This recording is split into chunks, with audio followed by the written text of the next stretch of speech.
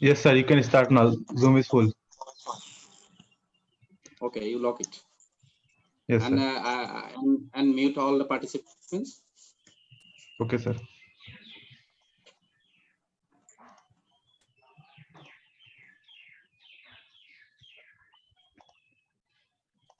Am I audible? Yes, sir. Okay. Good afternoon, everybody present in the today's international webinar on the topic COVID-19 and global science in the society and politics. So first of all, I apologize for the inconvenience that we have already late started a few minutes late due to some technical reason. Without taking much time, so I want to start according to the agenda because I have already we have left a few minutes. I request all the participants to mute their voice and stop their video because we want to start with our national anthem.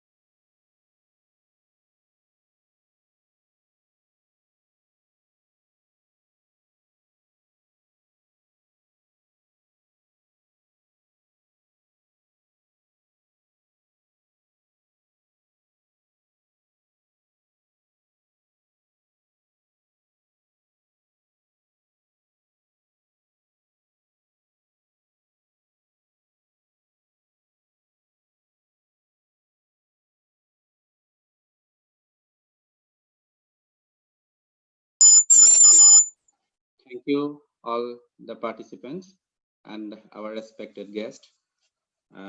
Now,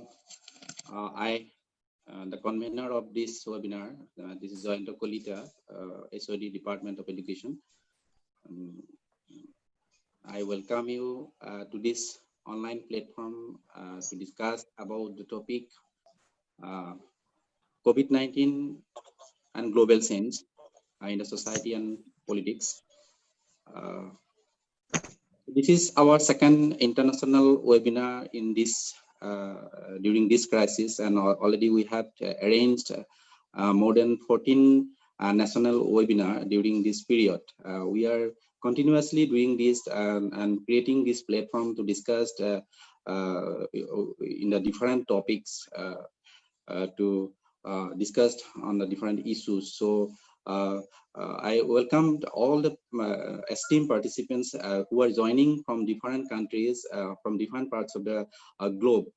Because today we have more than 4,023 participants have already joined in, have registered their name to participate in this webinar. This is actually the large number, I welcome all the esteemed participants and our respected guests, resource persons, speakers, and all the participants. And so without taking much time, I request my colleague, Mr. Ramesh Chandra Shah, to welcome our principal sir for his welcome address. Sir is already in line, so you can welcome Dr. Pradip Kumar Sharma sir for his welcome speech. Please. Good afternoon to everybody. Myself, Ramachandra Shah, on behalf of the family member of the Masbat College and entire faculty member, here I would like to invite most honorable Principal Sir, Dr. Pradip Kumar Sharma Sir, Principal Masbat College. Sir, I would like to invite you, please offer your welcome address to this international webinar. Sir, once again, I invite you, please. Okay. Thank you. Good afternoon, respected Dr. Akhil Ranjan Dutta, Head of the Department of Political Science, Gauhati University, who will inaugurate our international webinar. Dr. Biswajit, Professor of Sociology, AMIU, who delivered keynote speech in our webinar. Resource person, Mr. Sodip Roy, Assistant Professor, Bangladesh University, Mr. Inkunat, KBR College, Orang, Department of English, Mr. Jayanto Kolita, Head of the Department of Education, Masbat College, and all our respected participants. The topic of today's international webinar is COVID-19 and global sense in the society and politics. So friends, we are facing a global health crisis that is killing people, spreading human suffering and upending people's life. But this is much more than a health crisis. It is a human, economic, and social crisis. The coronavirus disease, COVID-19, which has been characterized as a pandemic by the World Health Organization, WHO, is attacking societies at their core. The COVID-19 outbreak affects all segments of the populations, and it particularly detrimented to members of those social groups in the most vulnerable situations. Continues to affect populations, including people living in poverty situations. Other persons with disabilities, youth, and indigenous peoples.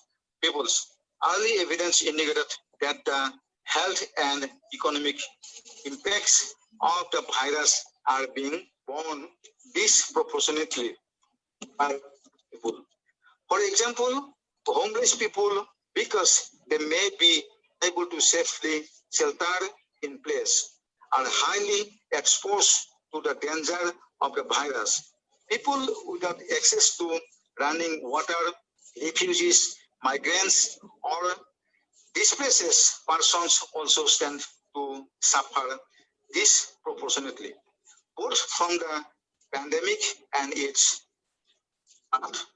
Whether due to limited moments, fewer employment opportunities, increased exophobia, etc. If not properly addressed through policy, the social crisis created by the COVID-19 pandemic may also increase inequality, exclusion, discrimination, and global unemployment in the medium and long term.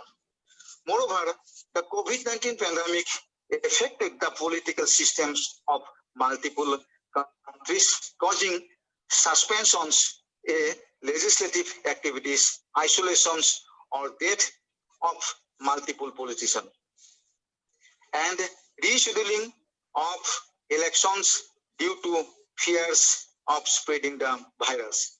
The response to the pandemic has resulted in unprecedented expansion of government power. Advocates of small government worry that the will be that part is over, as has often been the case historically. Thank you all. I welcome all of the participants, all of our resource persons, and innovation. Thank you all. Thank you very much, sir, for your valuable speech. Thank you very much, and wish you in future in this webinar, sir. Thank you. Now I would like to request Mr. Jointakalita sir to carry on the further event of the webinar. Jointakalita sir, please. Yes. Thank you, Mr. Ramesh Chandra Shah and our principal sir for your welcome speech. And now, according to the agenda, and it is time of inaugural speech. The speech will be delivered Dr. Akhil Ranjan Dutta sir from Gauhati University.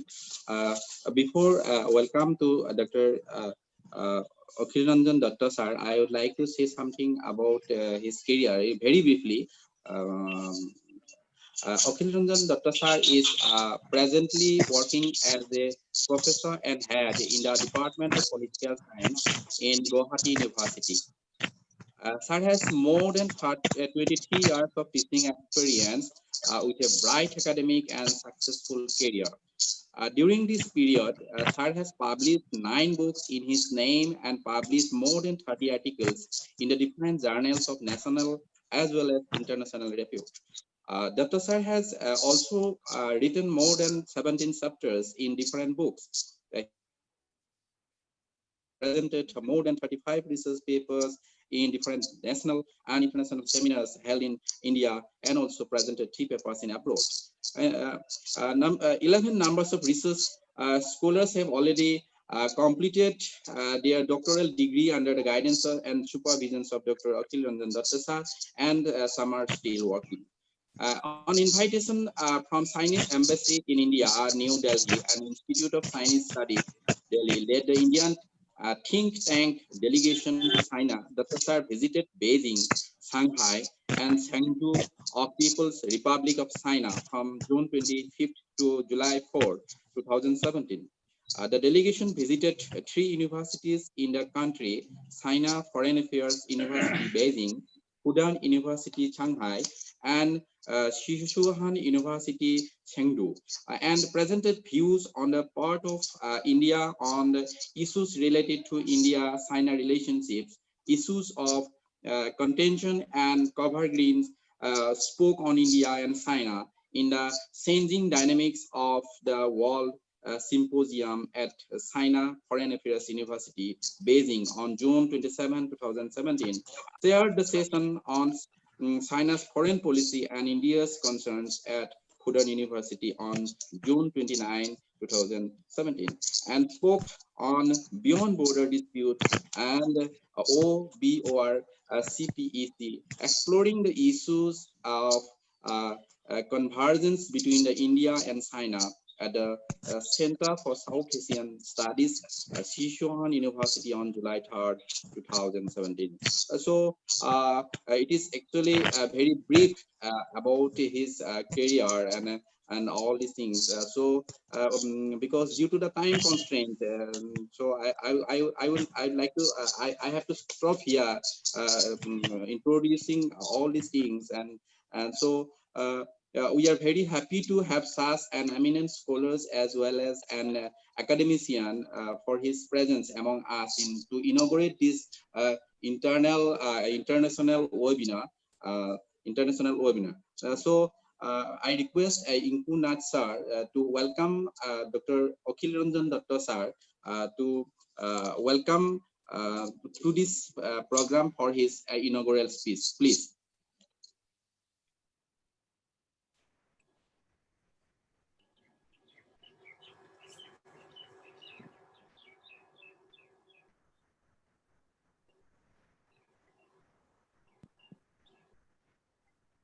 Yes. So should I go ahead or wait for Ramesh Chandra to welcome me? Inku Nath sir. No issue. You have already welcomed me. there is no need to welcome again. Should I go ahead? Okay, sir. Maybe there may be some technical issues from his Yes. side. Whatever it is, on behalf of the organizing committee, I welcome you to deliver your speech, sir. Please, I welcome you again. All right. So can you put me in the screen? Means in the middle of the screen. It's for your. Mr. Ornav Setia, please. Yes. Yes, sir, you are. Yeah. Yes. So good afternoon to you all present in this international webinar being organized by Masbat College. I'm extremely glad that you have invited me to inaugurate this international seminar on a very important theme related to COVID and changing global politics, global economy, and the society at large. At the very outset, therefore, I'd like to express my gratitude to the organizers. And I also take the privilege to welcome other eminent guests that you have invited to this international webinar, particularly the keynote speaker, Professor Biswajit Das. I also thank the principal of the college, Dr. Sharma, for his initiatives to organize such kind of webinar, which has brought in people from all across the world.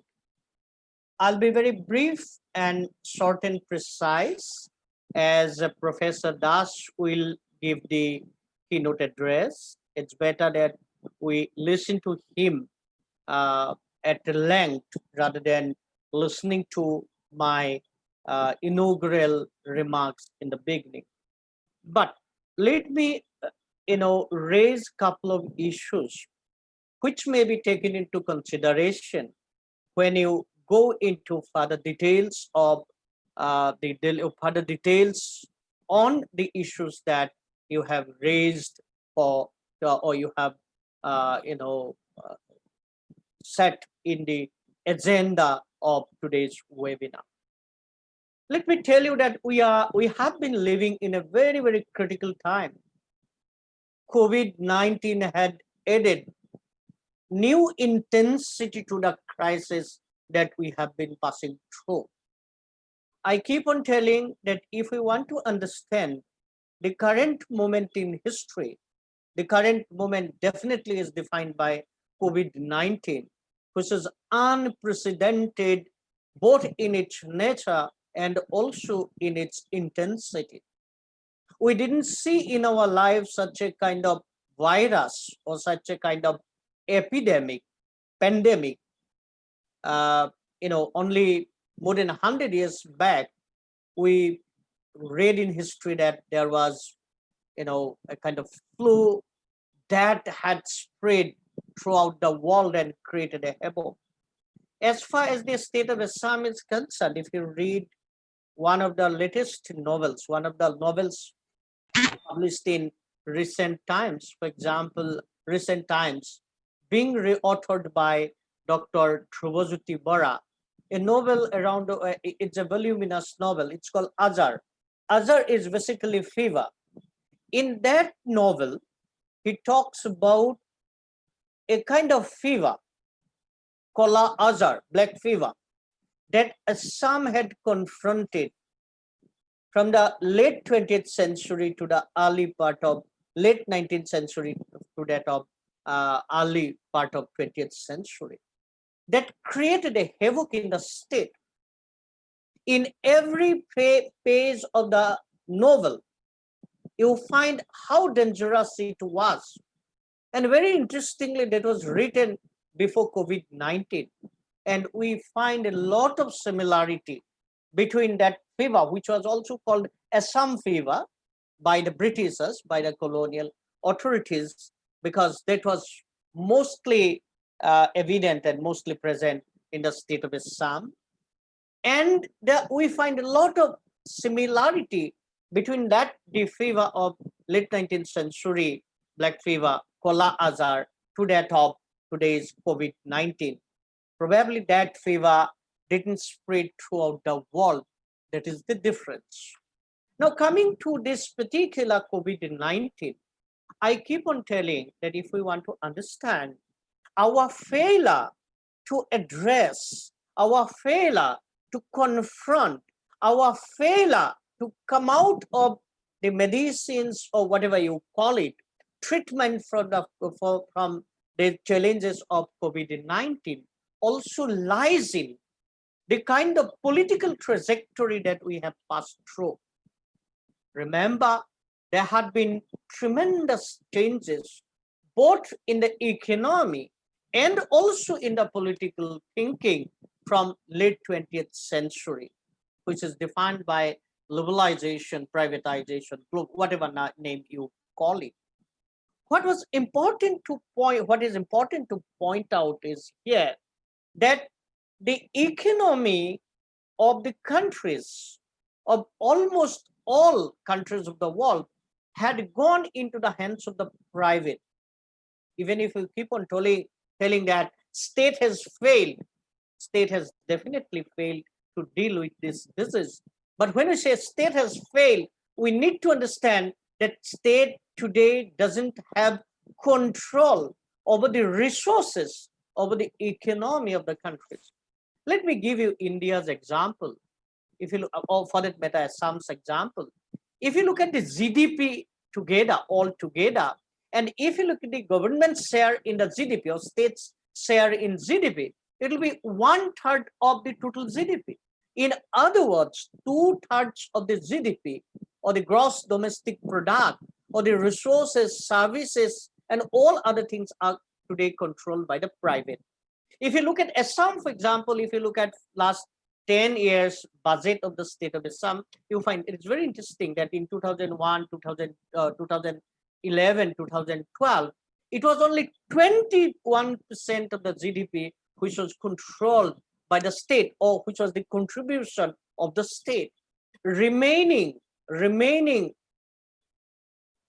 70% or 80%, 79%, 78% was controlled by the private.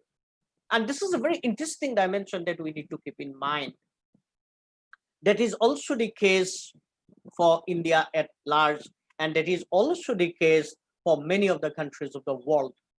Now, this is very significant to point out.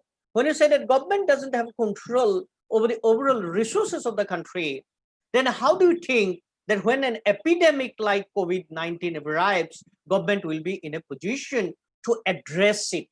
Therefore, we need to understand that there has been something wrong in the whole economy itself, reducing the role of the state, reducing the capacity of the state to deal with such an epidemic. This is the first point I want to raise. Then you need to look at the overall nature of the economy, the components of the economy. There are three important components of the economy. One is the agriculture, industry, and the service sector. Very interestingly, if you look at the composition of these three components, there has been a change. Agriculture used to be the most dominant sector in terms of contribution to the GDP, but that has gradually changed. That has not been replaced even by industry. That has been replaced by service sector. Therefore, now the economy of the country's economy, for that matter, state's economy, even for the global economy, this is controlled by the service sectors. Service sector has a lot of components. You have tourism, you have cinema, you have entertainment, so on and so forth. Even industry, contribution of industry has also gradually declined in terms of its contribution to GDP. Agriculture has very, very drastically gone down as a contributor to the GDP.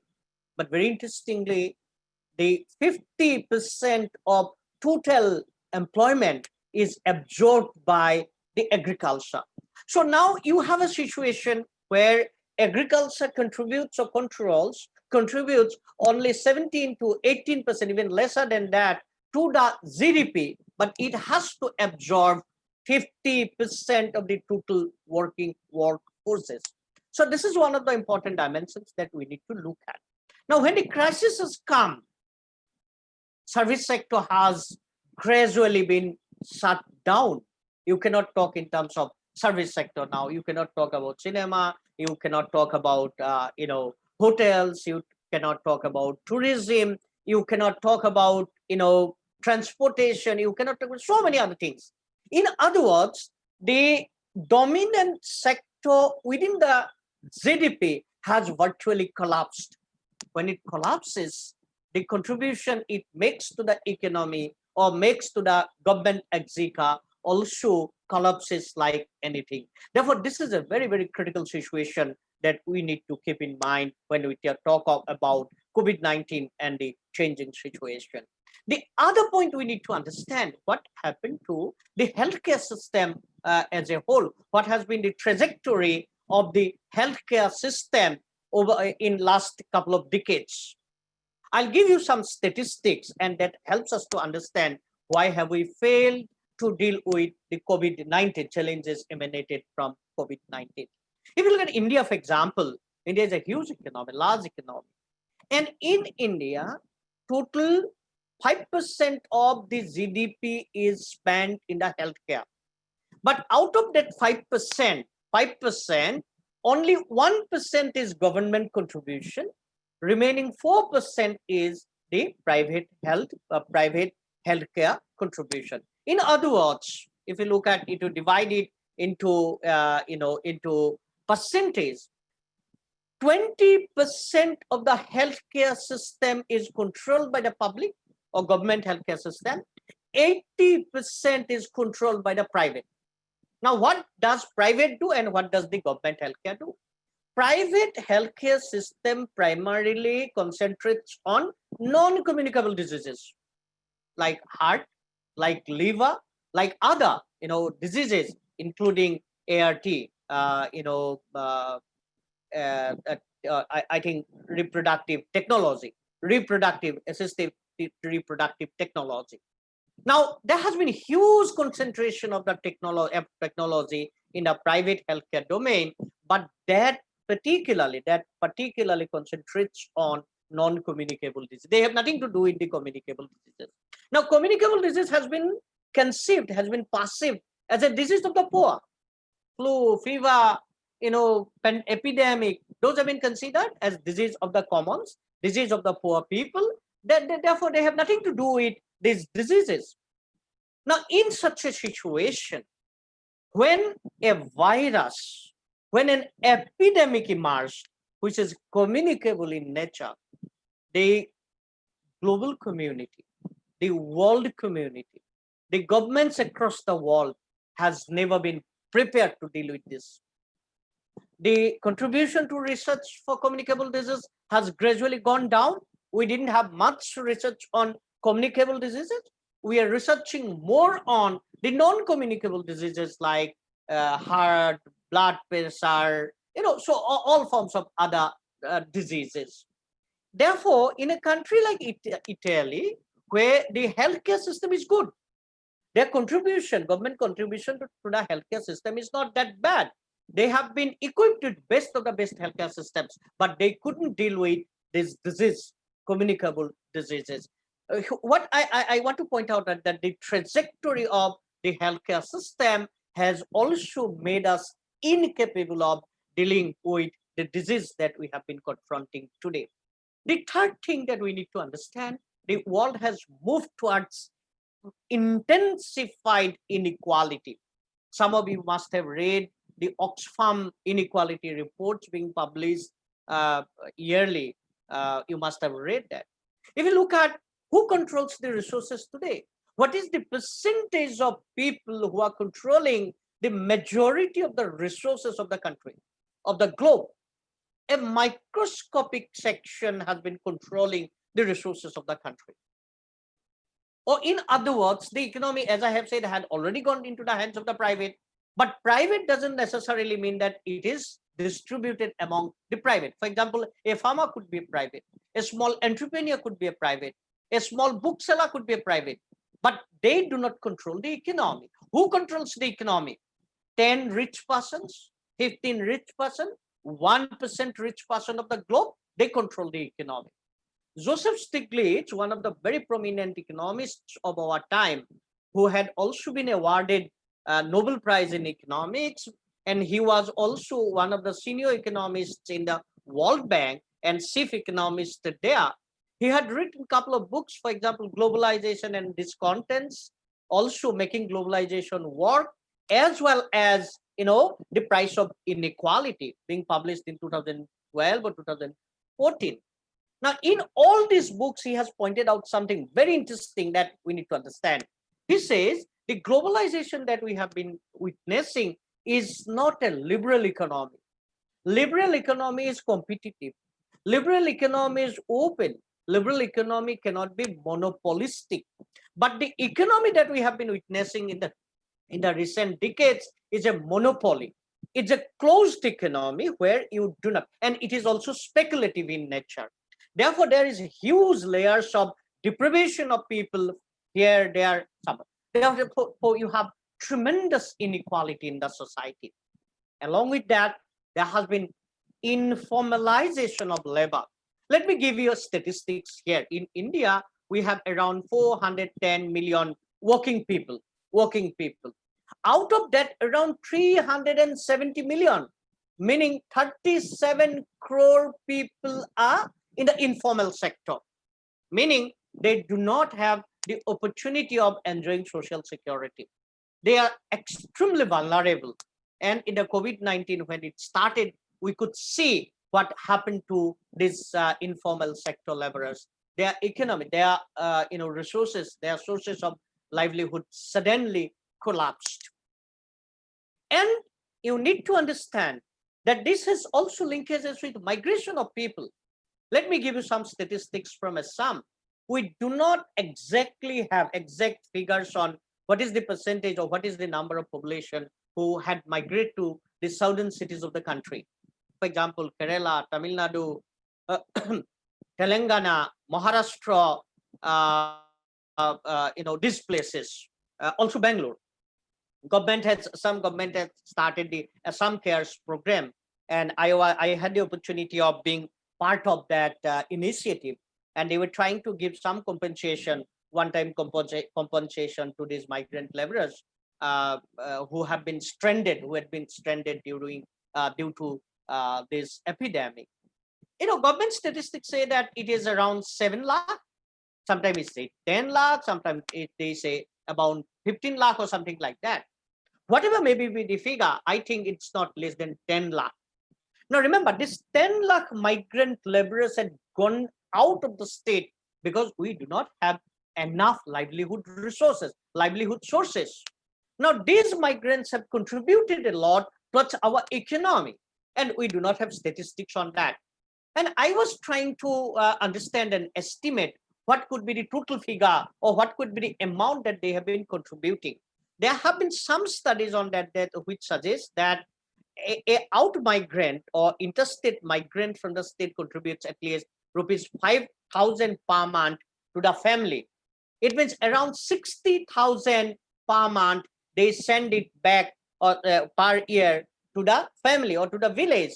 And if you say 10 lakh migrants and 60,000 per month, it will be around 6,000 crore per year. And I can tell you, this is a huge amount. If you look at the agriculture budget of the state government and rural development budget of the state government, it's lesser than 3,000 crore per month. And these people are contributing, as I said, around 6,000 crore to the rural side.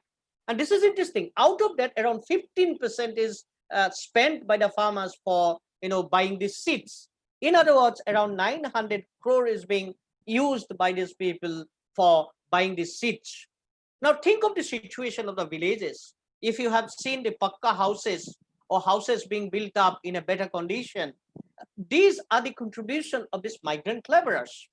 Even if we are not very in favor of these migrant laborers, however, we need to value the contributions that they have been making.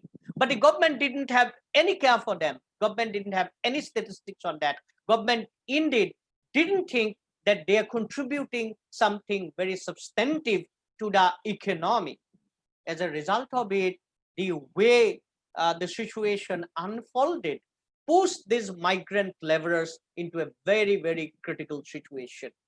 We have a lot of acts, for example, a National Food Security Act. We have NREGA. We have many other acts, but very interestingly, all these acts, when it is being implemented, the state governments are the nodal agencies. For example, National Food Security Act, through which you can distribute rice or wheat or whatever food items free of cost, that can be distributed, that can be that can be given, provided you are a resident of that, you have the certificate of residence of that particular state. For example, if a person living in Assam is a permanent resident of Assam, they'll be getting it. But a migrant who had gone to Kerala, who had gone to Bangalore, who had gone to Tamil Nadu, who had gone to for that matter Karnataka and Telangana, they'll not get benefit out of it. Had these benefits been made available, probably the migrant situation that we have dealt with would have been extremely substantial or qualitatively different. Therefore, what I am suggesting is that when we look at this particular situation, we need to be very careful in reading the overall political economy that we have passed through. And without understanding this political economy, which is marked by inequality, which is marked by informalization of labor, which is marked by disowning responsibility on the part of the state, which is marked by profiteering by a microscopic section of the society, which is also marked by, as Joseph Stiglitz has pointed out, over distrust. We do not trust our own people. And also, which is also marked by concentration of power in the hands of the federal government, central government. All these have made the situation very complicated, made us incapable of dealing with this disease. I'll end up by telling you something from the World Health Organization, which had held its World Health Assembly, I think on 1920 May or 1920 May 2020, which was an online event. Dr. Tedros, who is the Director General of WHO, both his inaugural remarks and also in the closing remarks, had given something very interesting opinion. First thing he said, that let us respect the virus, let us give due attention to the virus. This is, I think, very, very important. We never had given respect and attention to a virus because the whole healthcare system was passing through a different trajectory where virus was not important, transplantation of human organs were more important. Therefore, he said that let us respect the virus. Let us give due attention to the virus, meaning let us also concentrate on communicable diseases. Second thing, he said that health is not health alone. Health is also about inequality. Health is also about deprivation. Health is also about paying attention to food, nutrition, equality, and so on and so forth. And third thing, he said that we have to maintain humility at this critical hour. By humility, he means that we shouldn't be egocentric. We shouldn't be hegemonic. We shouldn't compete only for power. But as we have seen in case of border disputes between India and China, for that matter, India, China, US, hegemonic war, we have not seen humility even at this critical hour. Finally, I'll quote from Amartya Sen, who is a very prominent economist. He said something very interesting, and I'll end up with that. He said that epidemic is not a military war. A military war can be owned by a central commanding system. You can command, that is a top-down process. The government will take decision, the military officers will take decision, and that will go down. But remember, epidemic is not a military war. Epidemic has to be dealt with as a human civilizational crisis, which could be owned only by involving people, meaning you have to decentralize. You have to be democratic. You have to respect the people's rights. You have to respect the constitution. You have to respect the freedom of the press. You have to respect all agencies which are working at different levels. Therefore, he said, do not treat epidemic as a military war. Respect the specialists. Doctors are doctors who will be understanding the virus well. It's not the politician. Virologists will understand the epidemic better than the health minister. Health minister is, some health ministers, for example, India's health minister is himself is a health specialist. If he speaks as a health specialist, it is well and good. But a health minister who is not a health specialist starts speaking like a health specialist, then there will be more woes, there will be more problems, there will be more challenges for us.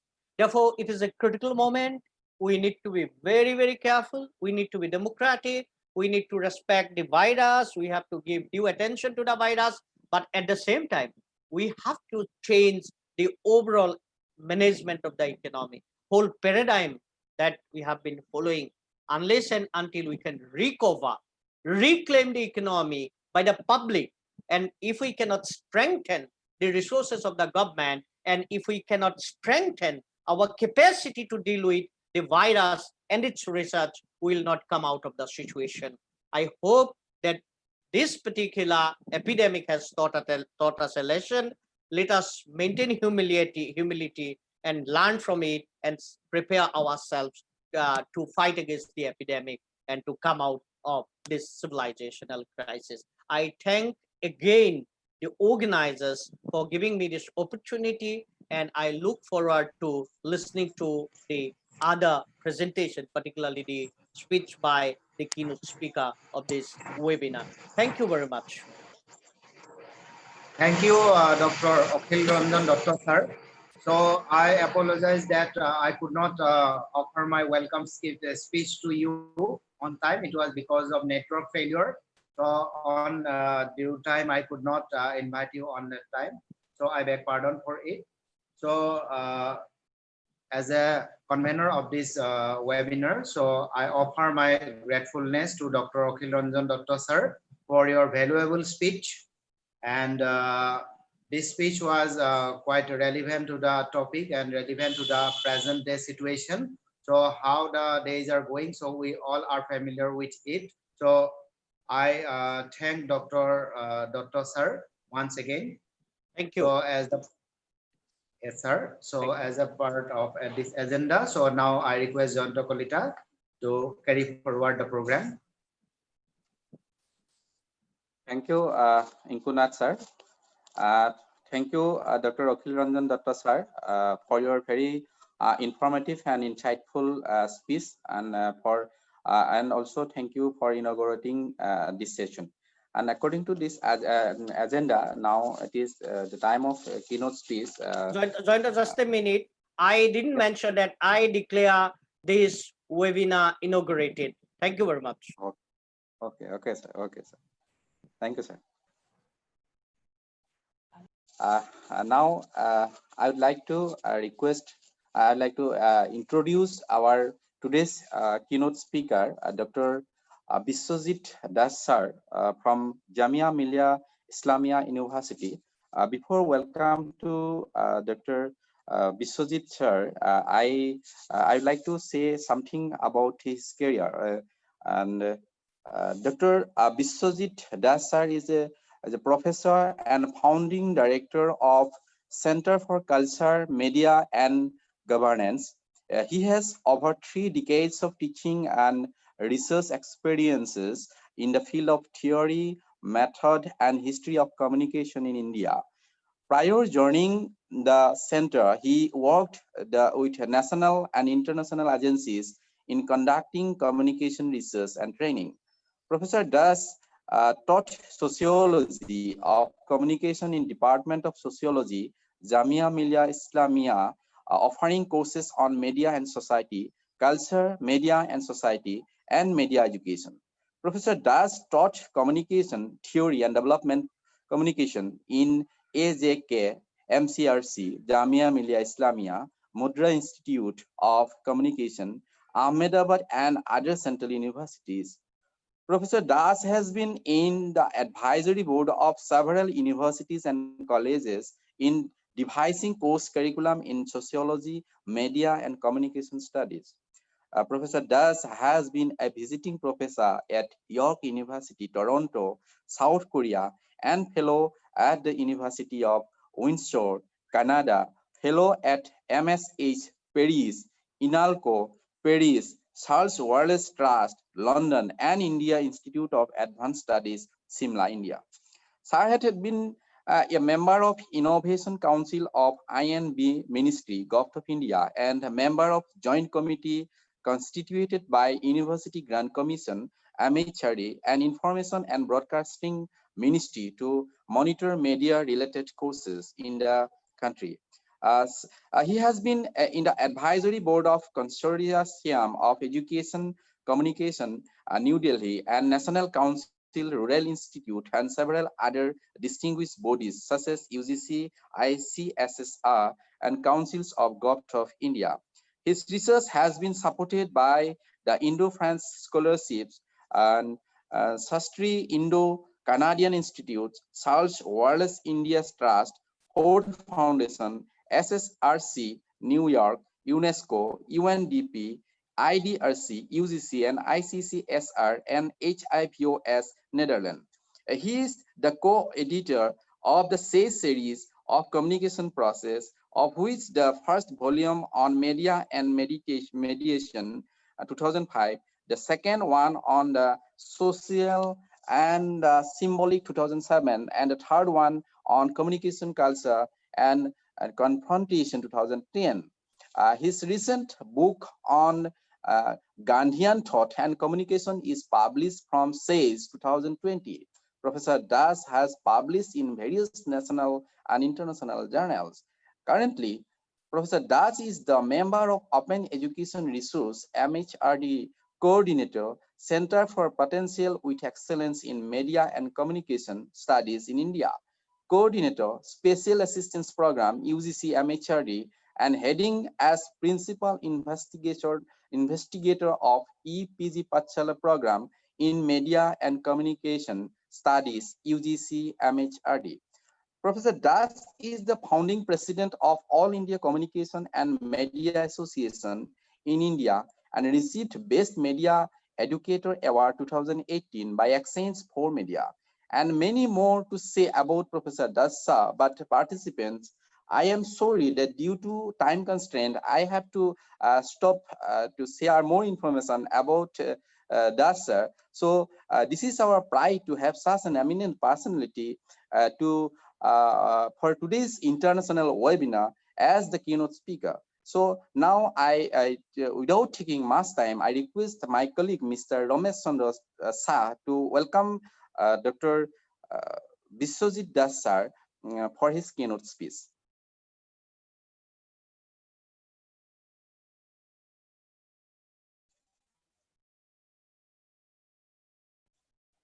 Ramesh Chandra Shah.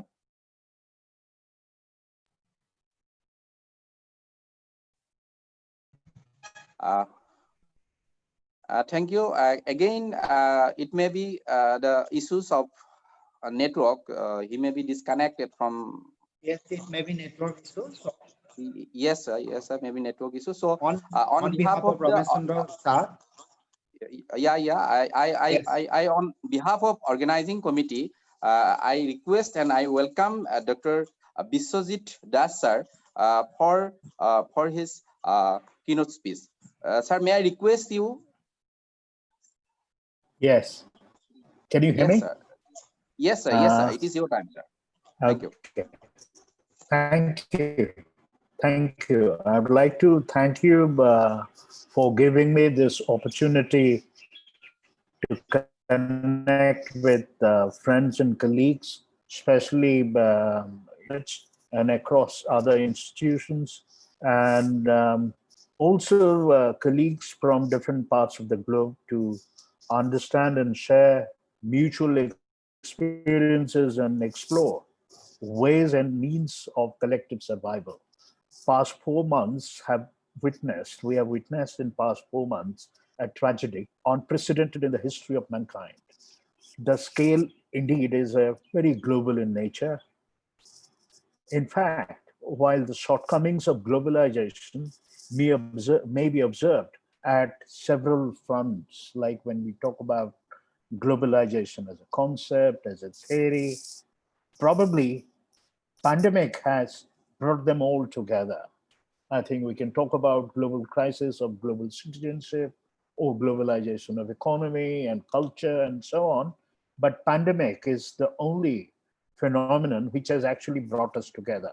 So in that sense, the global and the local have been combined together, and pandemic has brought all of us together. In fact, this is one area where I think health is a very important area, which I would like to delve into in my future course of discussions. But before that, I would like to also say that how the futurologists would refer to this case of pandemic situations. In fact, the futurologists speculate that much will change in the post-COVID-19 situation in our public and private spaces. But like as we say that both public and private lives have completely collapsed. And as you see, the domestic spaces have become a power plants. Now, in fact, we have to confine to our home and do all the necessary transactions, be it a public or a private work. So, suddenly there is a kind of hesitation, there is a kind of a pressure within the domestic space, which was not earlier prepared to address to the issues which are basically in the public domain. So this is what I was sort of trying to refer when we talk about both official and non-official transactions in our everyday life. In fact, there has been much talk about new normal. Nowadays, we have been talking about new normal, that look, the post-COVID situations will come up with a very new normal situations and so on. I'm little intrigued. I'm little intrigued by this so-called new normal as popularized by the market gurus and alike, those who have been talking about that there will be a kind of a new development and so on. So here I would like to refer that whenever we talk about normalcy or normal, we also talk about pathologies. Now, when we make a binarism in terms of normal and pathologies, here I find that how the existing normal is actually a pathologized normal, in fact, in a sense, that pathologies are very much part of these normal.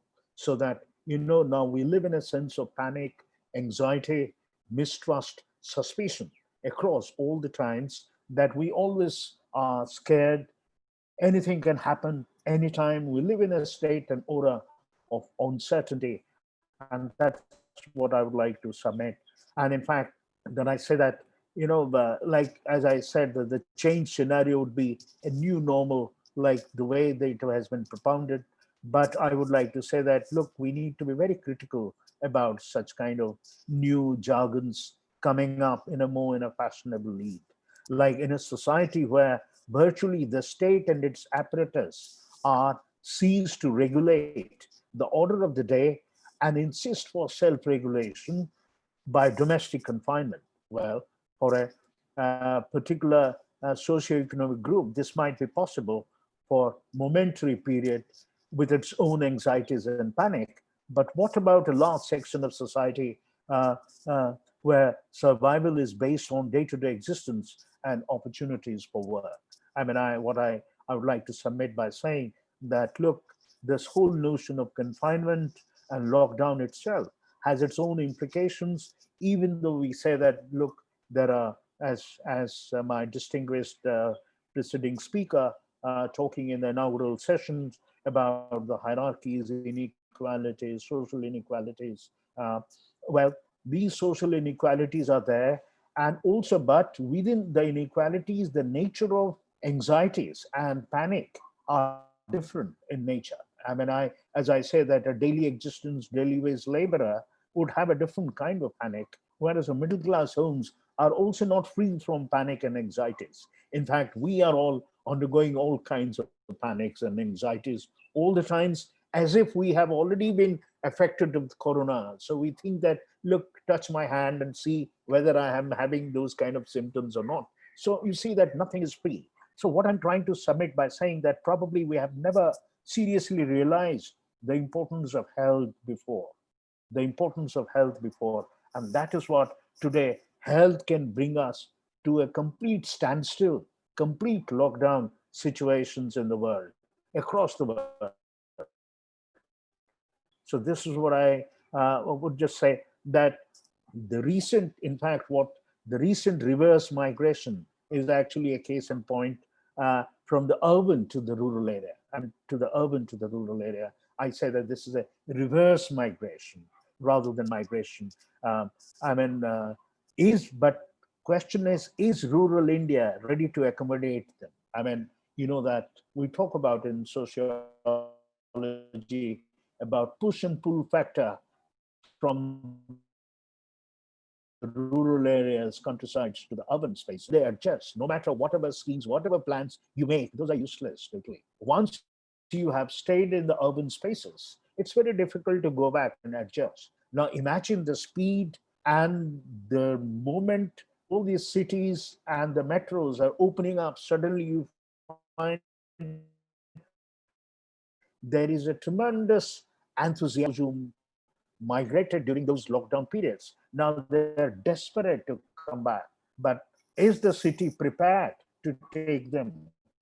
Is the city prepared to take them? That is another major challenge. So even though you come back, you will not have any opportunity of work. And that is what we need to understand. It's a perennially, we are moving towards what you call a risk society, a larger. So this is what I would like to talk about in my presentations overall about that. I will focus on some of the key aspects, such as the issues of health and labor. I mean, I find that together, these two aspects would address the broader concern of risk society, and also that will address in future the way we would like to grapple with it. Now, while coming with health issue, the ongoing pandemic of COVID-19 has thoroughly exposed gaps in various sectors of our public life. While social constructivists would plead for newness from the emerging scenario, critics would probably look at the existing gaps in India's domestic legislation. The Union government March 2020 advised states to invoke the Epidemic Disease Act of 1897. You can imagine that after 1897, EDA, it's called Epidemic Disease Act, probably we never tried to develop or even come out with an alternative to an EDA. An EDA was a draconian colonial policy which was introduced because of the famous bubonic plague which occurred in 1896-97, started with Mumbai, went to Bangalore, and 12 million people died. In fact, it is very unfortunate. I was in fact speaking in another webinar where I was talking about social history of disease as the earnest inaugural speech, and the speaker was mentioning briefly about the disease. I would like to say that there is an enormous contributions on Empire and the Disease. Empire and the Disease, one of the leading historian, David Arnold, has done a lot of work in SOAS School of Oriental and African Studies. And also there are other American scholars who have studied. Unfortunately, we have never tried to capture what are, or even as a part of a historical memory, that what happened during 1897. So suddenly, whether it is a media or even our scholarship has completely collapsed, and we try to venture as if something new, a new shock has come to us. But 1897, you can imagine that 12 million people died because of the plague in India. And that was a major event which occurred. Now, what you will see in the course of our present instructions given by the government, we have literally followed the 1897 EDA Act. We have not done, that's what I'm saying, that even though you find that, there is what you call that as I said about the due to lack of a structured legislation, the Union government in March 2020 advised states to invoke that EDA Act 1897 to tackle the pandemic in their jurisdiction, a public health, what you call the prevention, control, management of epidemic, that is bioterrorism and disasters bill had been drafted in 2017 to replace the old Epidemic Disease Act of 1897, but this bill is yet to be tabled in Parliament. In fact, the Colonial Era Epidemic Disease Act of 1897 is India's only law that has been historically used as a framework for containing the spread of various diseases, including cholera and malaria. I mean, the law authorizes the central and state governments to take exceptional measures and prescribe regulations to be observed by the citizens to contain the spread of the disease. Over the years, no standard or model rules or regulations have been prescribed as a corollary to the law. I mean, in fact, the law merely outlines a set of rudimentary elements, including travel restrictions, examination and quarantine of persons suspected of being infected in hospitals, or temporary accommodation and statutory health inspection of any vehicles, be it through surface, waterways, and air. This law does not provide clarity regarding terms such as dangerous, infectious, or contagious diseases, let alone an epidemic. Even lacks elaboration in the Act on the action rules and procedures for arriving at a benchmark to qualify what constitutes as an epidemic. I mean, there is no clarity regarding even for provision for dissemination of drugs, vaccine, and the quarantine measures and other prescribed what you call preventive steps that need to be taken. I mean, finally, you can say there is another point that the issues of the fundamental principles, even the human rights violations, need to be observed during the implementation of emergency measures, such as in an epidemic situation. In fact, the Act emphasizes only the powers of the central and state governments during the epidemic, but it does not describe the government's duties in preventing and controlling the epidemic, and nor does it explicitly state the rights of the citizens during the event of a significant disease outbreak. I mean, this existing healthcare apparatus is highly regimented with separate institutions in charge of primary, secondary, and tertiary healthcare system.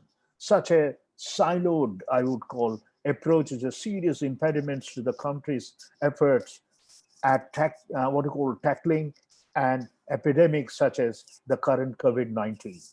I mean, except for providing for anodyne supervisory what you call directions for different levels of the government machinery, the 1897 Act does not mention any scientific steps that are required to prevent or contain the spread of an epidemic.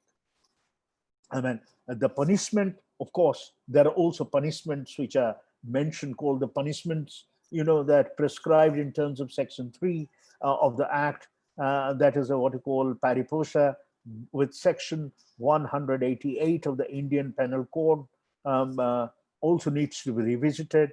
I mean, this section provides for a fine of Indian rupees 200 and imprisonment of 1 month for what you call violating an order of a public servant.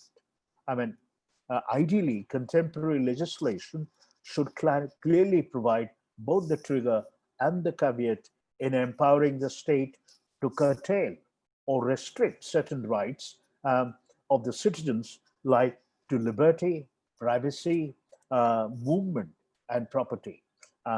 In the past, there have been attempts to draft statutes predicated on community health, such as Model Public Health Act of 1955, updated in 1987.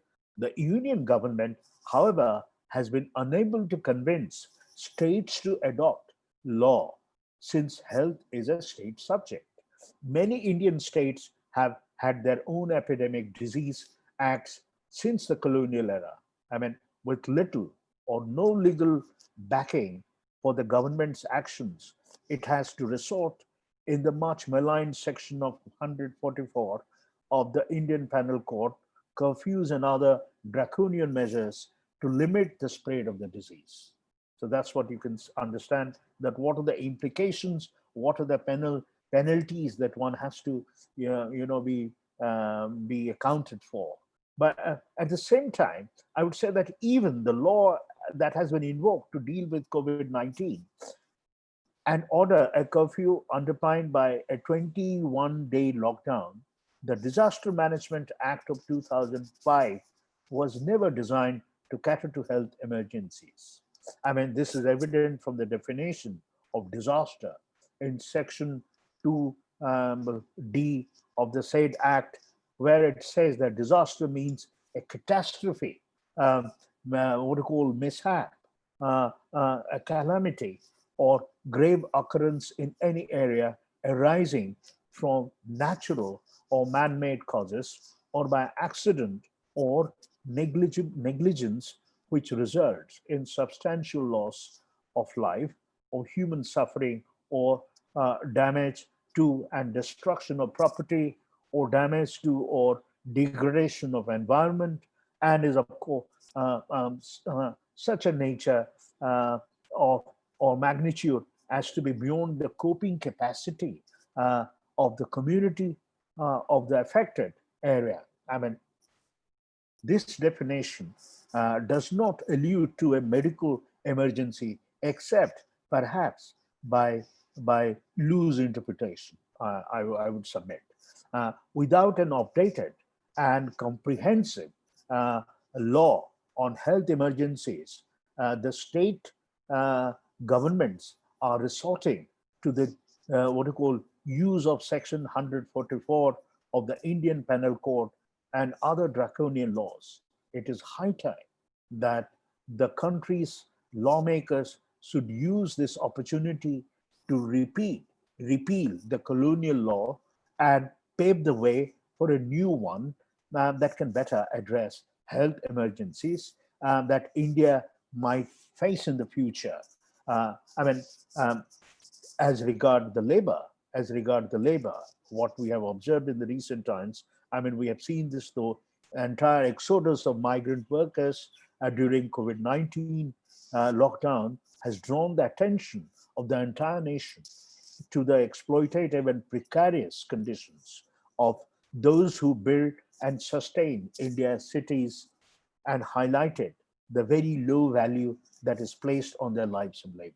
I mean, you know that no cities can survive without them today. In fact, what the earlier speaker was talking about, the tertiary sector, that today, that the entire economy is dependent upon the tertiary sector labor. Now, they constitute the majority. They constitute majority, and they contribute immensely. They contribute immensely to the national exchequer or revenue. But unfortunately, they are not accounted. They are not calibrated, and they do not have that status like any other formal sectors of labor. So this is what we talk about: informal economy, informal labor, or even scholars would say, sorry, what John Bremen says, footloose labor. It talks about the footloose labor. So this is what the kind of a labor sector which is extremely vulnerable and we face today. They're not accounted, no matter whatever sectors you take, starting from the retail to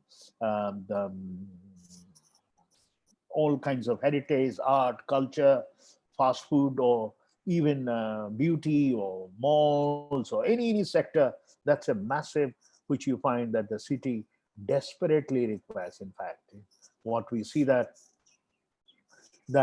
While most of this media attention, in fact, for within this last couple of months, we find has rightly been focused on the painful journey undertaken by daily wage earners who were employed in construction, in fact, in small industries and the urban informal economy.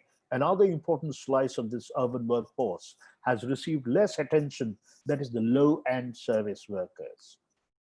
I mean, India's entire growth dynamics over the last 2 decades has been led by a service sector, which now accounts for almost nearly 32% of the total employment, second to probably agriculture, and higher than employment in manufacturing. While most service workers remain in an informal sector, the proportion of employment in the so-called new service economy has been steadily rising.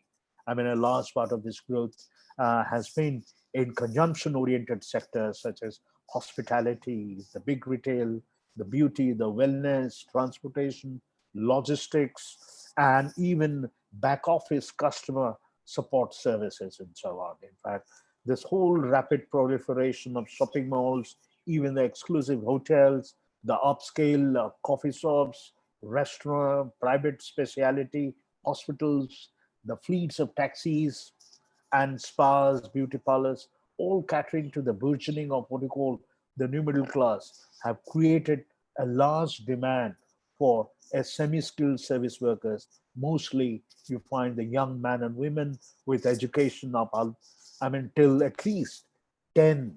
I mean, many are migrants who have come from rural areas and smaller towns to the metro cities in search of employment opportunities. I mean, some categories of service workers have been made more visible by the growth of delivery services that during the lockdown we have seen as the riders of what we call the Dunjo, the Swiggy, the Big Basket, jeep around the deserted city and streets on their scooters, carrying all kind of estimated goods into apartment dwellers and so on. But little thought is given by the public or the government to the fate of other service workers in the current scenario, despite their importance for the urban economy. I mean, recently some of the interesting studies have come up where they're sort of trying to study by the Bangalore and others, CMIE and so many other sectors where they've been sort of trying to study on migration, skilling and service sector employment, and found that employment conditions in the new service economy are informalized and insecure, marked by the weak implementation of labor laws and high rates of employment turnover. In fact, this is very interesting that, in fact, I just would like to submit by saying that because of this whole increase of service sector and skills, which is actually very important. But unfortunately, the service sector in which we are placed, we do not have much skilled laborers. We do not have much skilled laborers. In fact, today the West is saturated with skilled labor. So what they call that they sort of try to emphasize today, it's called creative labor or creative industries. In fact, today you go to Britain or Australia or even China or to United States, you find that even France, Singapore, most of these countries are now talking about creative industry or creative labor policies, because they now find that the labor which is actually contributed by them is creative in nature, and that has to be recognized. But unfortunately in India, we are yet to evolve a kind of a creative industry or creative labor policies. But maybe along with the time, we would be also coming forward, even though there was an attempt during 19, probably Rajiv Gandhi's time, there was an attempt to introduce this whole policy of creative industry in India, because creative industry is a very broader field which covers your heritage, art, culture, music, broadcasting, filmmaking. They all come under a larger scenario of workers, laborers, or those who contribute to the work in such sectors. They come under, they fall under what we call a creative industry, creative policy, creative labor. So these are the new, what you find the statements which are coming up across the world. So they're trying to protect in the name of creative industry. In fact, so this is what you see because they earn more revenue, they churn more revenue through this whole creative industry. And so this is what, since it contributes to the exchequer, so this is what state needs to more and more, recognize the identity of such labor. But unfortunately, you find that I mean, service sector organizations, in fact, you find have also engineered new kinds of employment arrangements, and that many may allow them to circumvent what are called the labor laws and regulations, such as hiring a large proportion of their workforce from the third party staffing agencies, or engaging workers as partners from a platform-based services, what you call from Ola and Uber. What you find nowadays a new kinds of economy which is emerged. It's called OTT. It's called, in fact, there is a new term which is coming up today. It's called platform economy. In fact, you can go to Google and download a book written by a British scholar. It's called platform economy. Today, because we're in a service sector, most of our economic transactions are taking place through the platforms. No matter whether you go through different platforms in the net, so you can, through one platform, you are connecting and downloading. So this is what more and more economic transactions in future is moving towards. That's called a platform kind of an economy, which is emerging in the future. That service, what you call, for migrants from small towns and rural areas, the imagination of an urban future often turns out to be a very fragile dream. A major reason that many are unable to sustain themselves financially in the city is the difficulty of finding affordable and adequate housing near the place of work. Service sector employees find themselves in a very precarious work, often without security of tenure or social insurance, or with wages that are barely adequate to survive in the city. Subject to the multiple vulnerabilities of a low-income migrant's life in the city, many experience even severe hardships as the lockdown came into force and the workplaces closed down.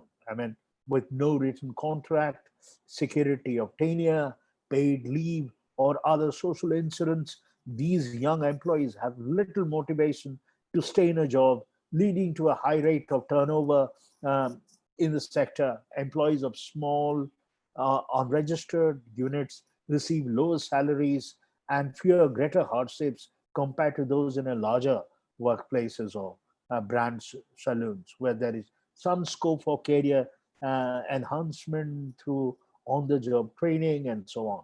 Particularly vulnerability, but vulnerable are young rural women recently, arriving in the metropolis, who struggle with work-related insecurities and the absence of any affordable housing. Often they have no option but to return to their native places, unable to survive in the city. Following the lockdown, several of these respondents, they literally work in this sector, have left the city to return to their homes in villages and small towns.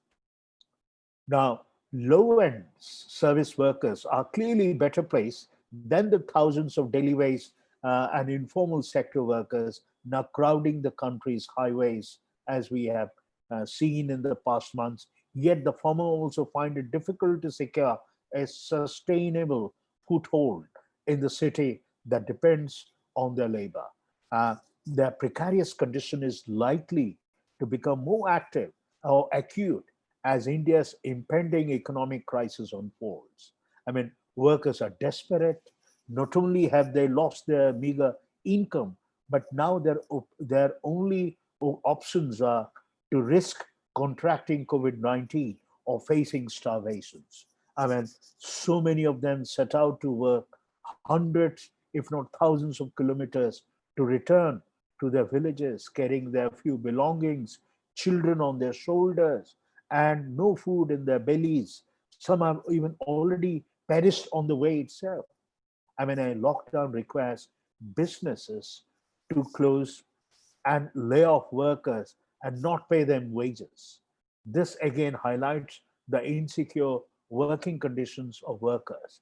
The workers have small incomes and little savings, so they cannot stock up on the essentials of life to survive weeks of lockdown.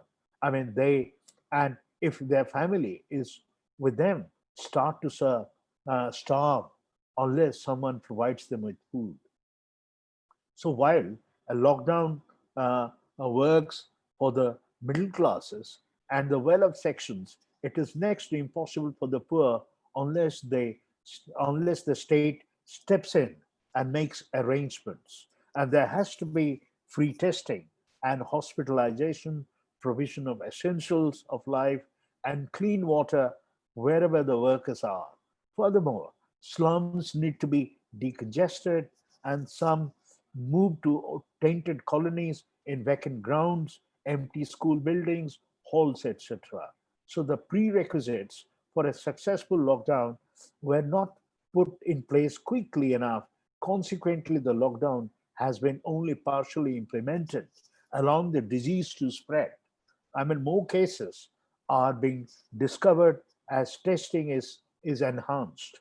The implication is that the disease has been spreading without our knowing. I mean, no one predicted such a development.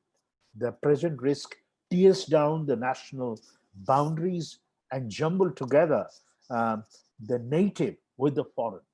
I mean, everybody across the world are now part of this whole risks which we are undergoing. I mean, in that sense, we can say that sorry, uh, risks here uh, transcends the idea of mobility, where the idea of distant other becomes the inclusive other. So that's what I was trying to say, that it has now nothing remains as a distant. We have been all been part of it. So now I don't see it notion of other. It's an inclusive other, I would submit. I mean, how do we live in the shadow of such a global risk when old certainties are shattered or are now revealed as lies? I mean, there is no other way except to treat contemporary society as a risk society, where the officials, even the media professional, are continuously engaged.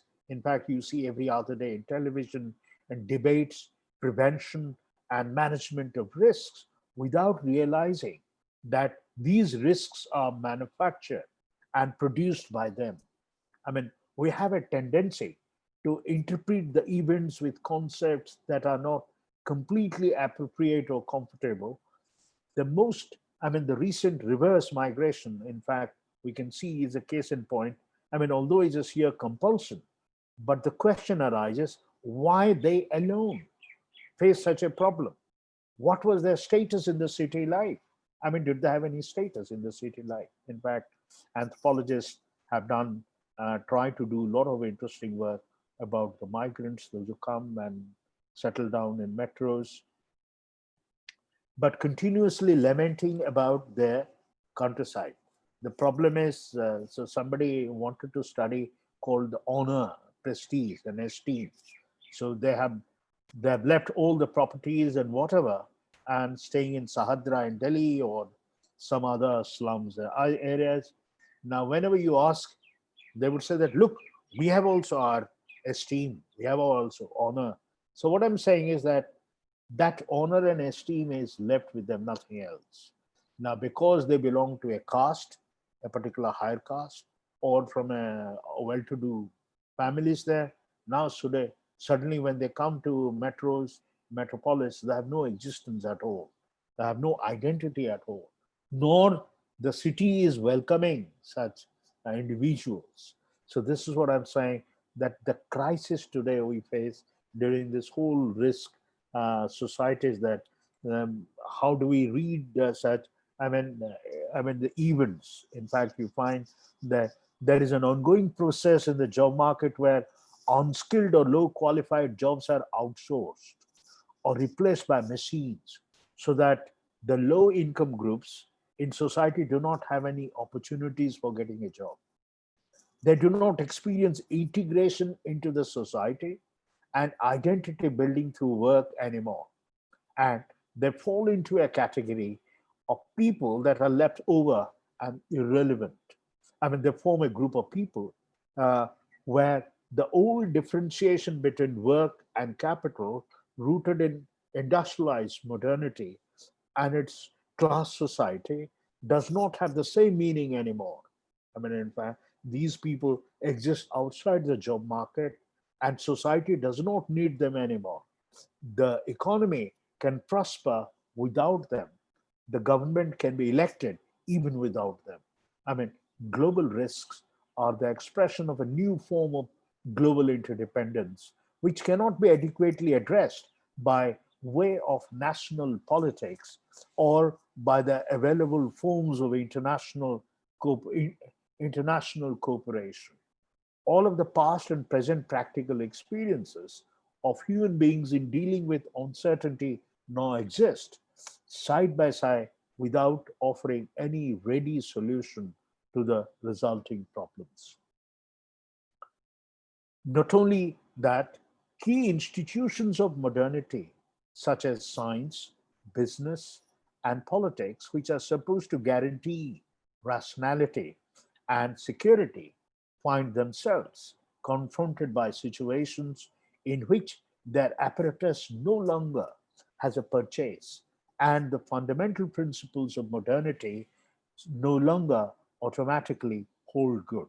I mean, the risk society produces new lines of conflict, unlike the national industrial society, which was marked by what we call the socio-economic conflicts, um, um, conflicts between labor and capital, and unlike the international conflict constellations which were characterized by questions of political security, the lines of conflict of risk, society are cultural ones. In fact, a matter of life and death, not of individuals or individual nations, but potentially of everyone. I mean, these decisions central to the physical and sorry, moral survival of mankind have to be made within a horizon of more or less admitted and disputed, not knowing, and they are socially not assignable. I mean, the third, I would say, the experimental logic of trial and error breaks down, given the cultural differences in risk perception. The question is posed, how much tolerance? In fact, there is another interesting, I would like to say, that this whole cultural dogma which you see, it also is there. In fact, even scholars, those who have studied the cultural dimensions of these pandemic, there is one particular society has to be blamed, has to take the cultural blame.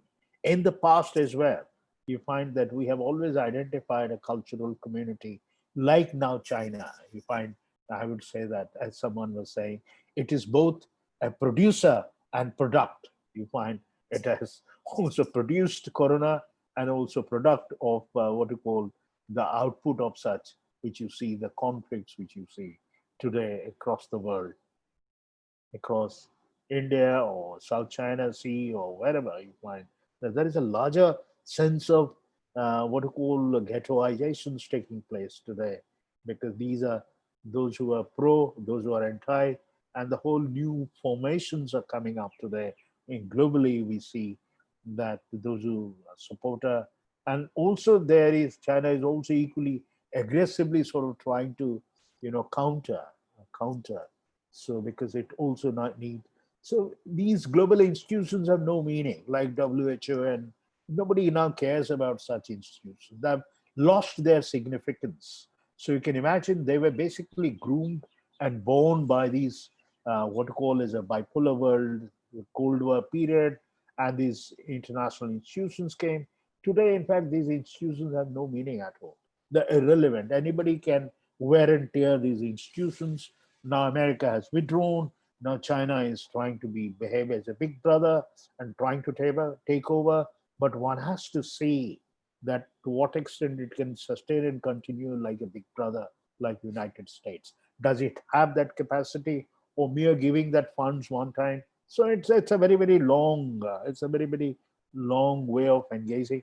But however, these institutions have completely collapsed. It has no meaning today. Risks have gone much beyond today. In fact, we live in a perennial risks, whether it is a terrorism, a bioterrorism, or even any coming up like a corona, some other disease will come very soon. So the question is, now risks are continuously moving, and it's, you find the human body, that is the health, and the labor. You find the labor, the flow of migration, interstate, then intercountry migrations, immigrations, which are the laborer, which are going out or even coming inside. It is they who are continuously bringing these health issues. Even 1897, during 1897 plagues, for your information, even the plague came through the Bombay port from the Middle East. The plague as a disease came from the the Spanish flu, what we call it. It came from the Middle East, from the port. Then from the port, it moved all across, and that is how it spread to Bangalore and other places. So you find that this is where we are. We live in such a difficult moment at the moment, and I would just like to, in lieu of a conclusion, I would like to reiterate that the theory of risk society addresses, the increasing realization of the irrepressible ubiquity of radical uncertainty in the modern world. The basic institutions, the actors, the science and expert systems, the state, commerce and international system, including the military, responsible for calculating and controlling manufactured uncertainties, are undermined by growing awareness that they are inefficient. Their actions even are counterproductive. This does not happen haphazardly, but systematically. It produces this fundamental irony of risk as science, the state, and the military are becoming a part of the problem they are supposed to solve. We are not living in a postmodern world, but in a more modern world. It is not the crisis, but the victory of modernity, which, through the logics of unintended and unknown side effects, undermines basic institutions of modernity. Modern risk crises are constituted by such controversies over consequences, like whatever testings are going on for preparing all kinds of missiles and other things, and the effects we are facing. So this is what I'm saying. It is not postmodern, but this is the crisis, where some may seem an overreaction to risk. It is also possible to see grounds for hope, because such risk conflicts do indeed have an enlightenment function, and they destabilize the existing order. But the same events can also look like a vital step. This is what I would say, that the global risk has the power to tear away the facades of organized responsibility. The state and technological culture may be under attack, but they are striking back. So global risks are not their enemies, although they are not entirely trustworthy allies in colonizing the future either. Thank you. I would like to stop here. Thank you.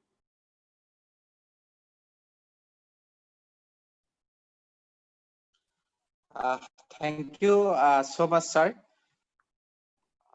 for your very informative and insightful and thought-provoking speech.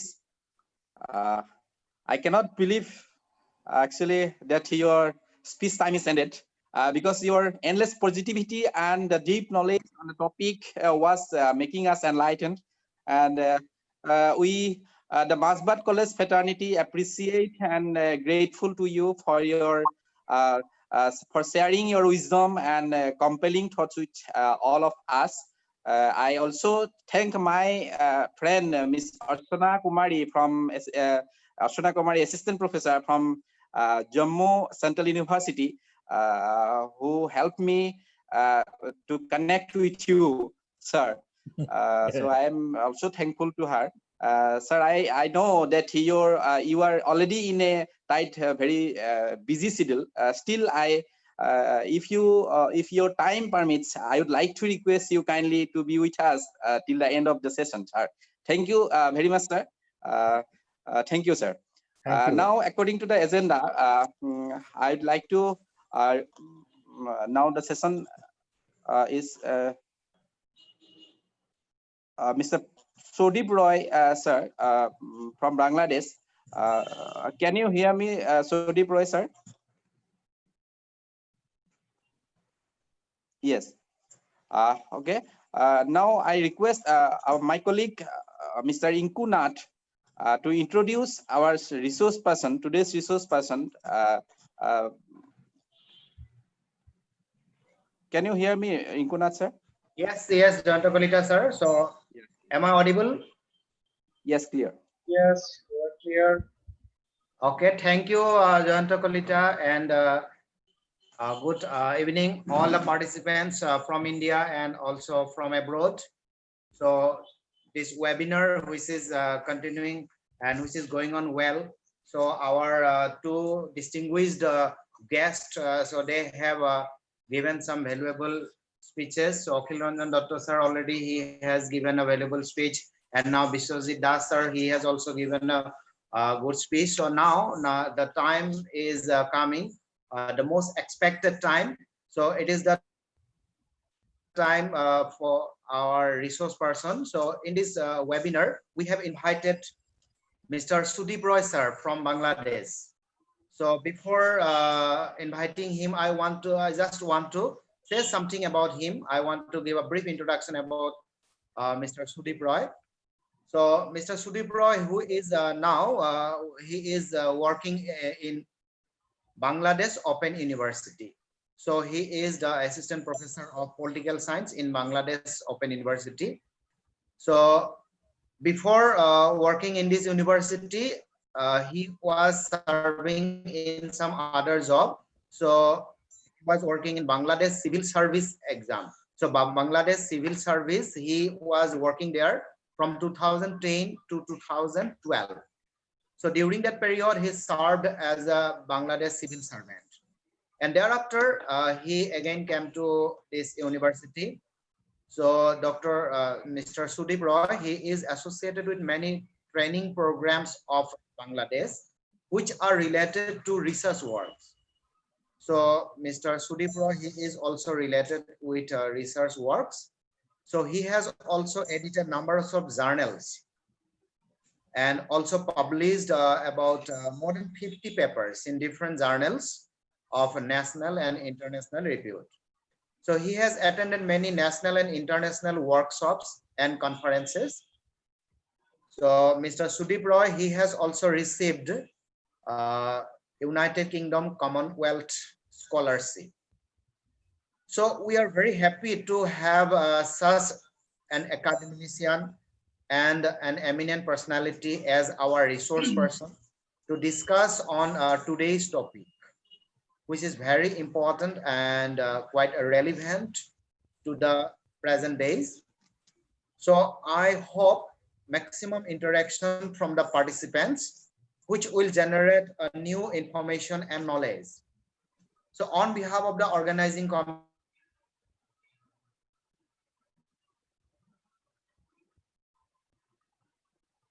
so I request Mr. Sodip Roy sir to offer your valuable. So I invite Mr. Sodip Roy sir to this webinar as a resource person. So over to Sodip Roy sir.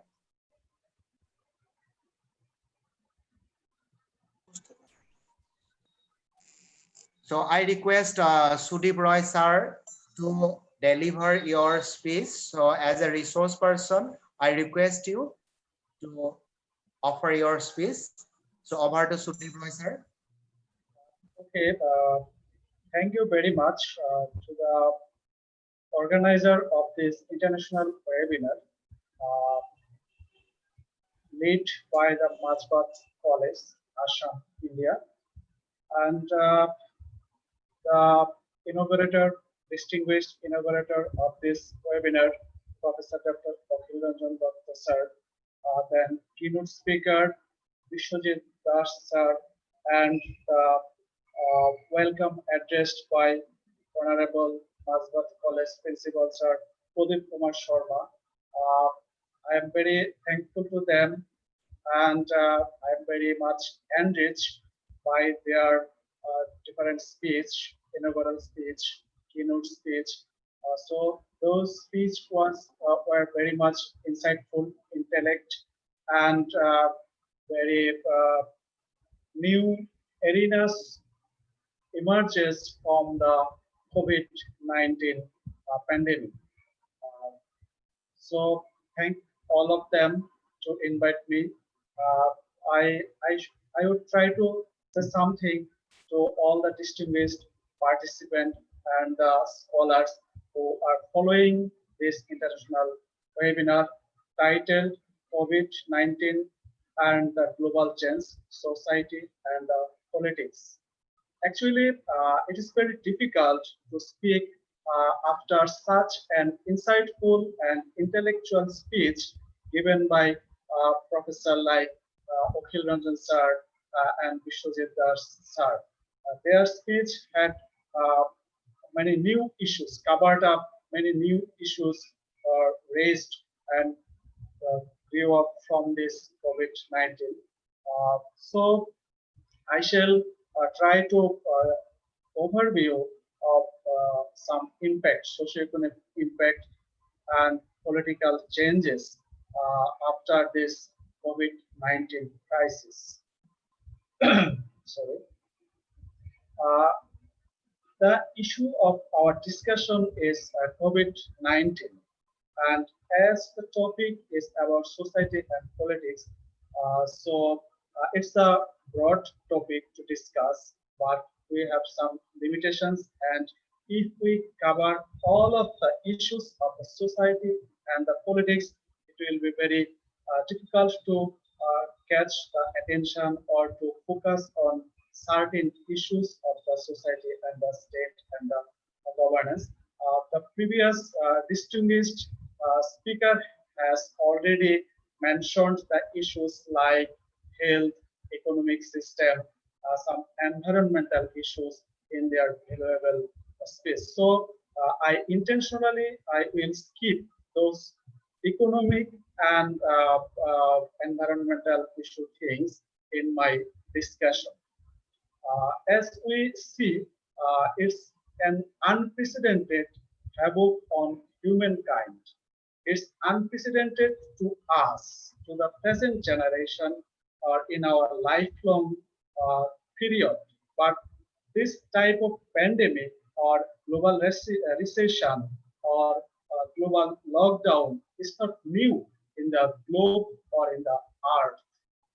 We had witnessed, not we, humankind had witnessed lot of pandemic, global recession, and global crisis before this COVID-19. Among them, we can mention Spanish flu in 1918, Second World War, global recession in 1920, recently in 2008-10. All those exposed so much vulnerabilities and crisis to the world system, economy, society as a whole. So what is new in this COVID-19 pandemic?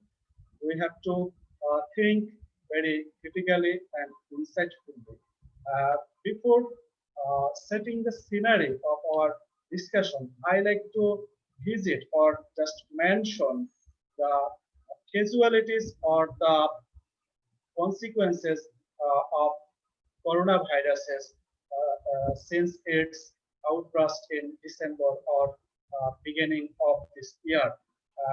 As the Worldometer's statistics mention that already 13 million, more than 13 million people have been infected, where more than 500,000 fatalities has been already occurred globally. And it is an interesting or thoughtful issue is that more than 60% of the fatalities happened in the global north. That means in the developed society. So it's an issue to delve into why that casualties was so intense in the global north. Those who are the leaders of the world, possessor of the maximum resource of the world. So why that is happening massively in global north? However, the global south is not uh, free from this crisis, but comparatively, we are less affected by this COVID-19 crisis. So we should interpret or analyze these consequences of COVID-19, and I shall try to focus a little bit why this happened, why these differences in the global north and global south in this pandemic. First, I like to mention about the scope of discussion. Though I said earlier, I will not focus all of the global society or social or political issues. I want to focus on certain issues like social and personal life, life and livelihood, government and politics, and state discourse. That means what have happened or what strike or what is the change are happening to this phenomena or to this apparatus of the globe. That is, what is the change in society or in our personal life, in our life and in our livelihood, then in government and politics. And I will conclude by discussing the issue of state discourse. We see that COVID-19 has a unprecedented effect on our social and personal life. It is said that it has changed our century-long or decades-old social culture, personal practices, feelings, perceptions about our relatives and our family members, our society members. How it is happening? It is happening through, it's very simple that we are following social distance, non-contact greetings, face mask, health, hygiene, food habit, living standard. All these human activities have been changed since its outbreak globally. So we are practicing different type of social norms and lives in our everyday life.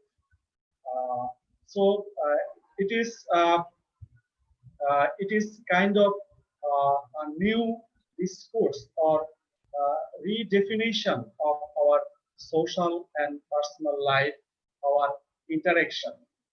And it has been said that as no pandemic or no crisis lasts forever, it will disappear and we will get rid of this crisis soon. And we will see a new morning, new days that is called new normal. However, I am not calling that is new normal. I am saying that that is re-normal. I hope that our life will be again normal as we lead before this COVID-19. Life will be normal, a new normal, a re-normal, but it is causing a lot of change and impact to our society and personal life. What are the impacts or the changes? It has already made millions of people vulnerable, particularly the old, disabled, and indigenous people, refugees, and this kind of marginal people in the society. They are living their life in the brink of the society, and they are in a precarious situation. Whatever is happening in the society or in our personal life, other than this vulnerability, that is psychological trauma.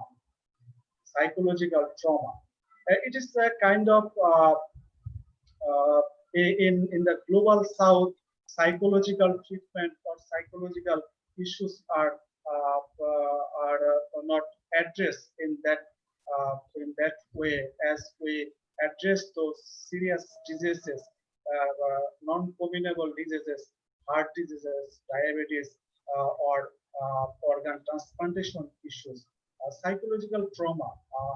Millions of people are facing psychological trauma, and we see an exponential demand of mental support or treatment, but the government or the society or the community are totally failed to provide that psychological support to the millions of people, particularly in the global south.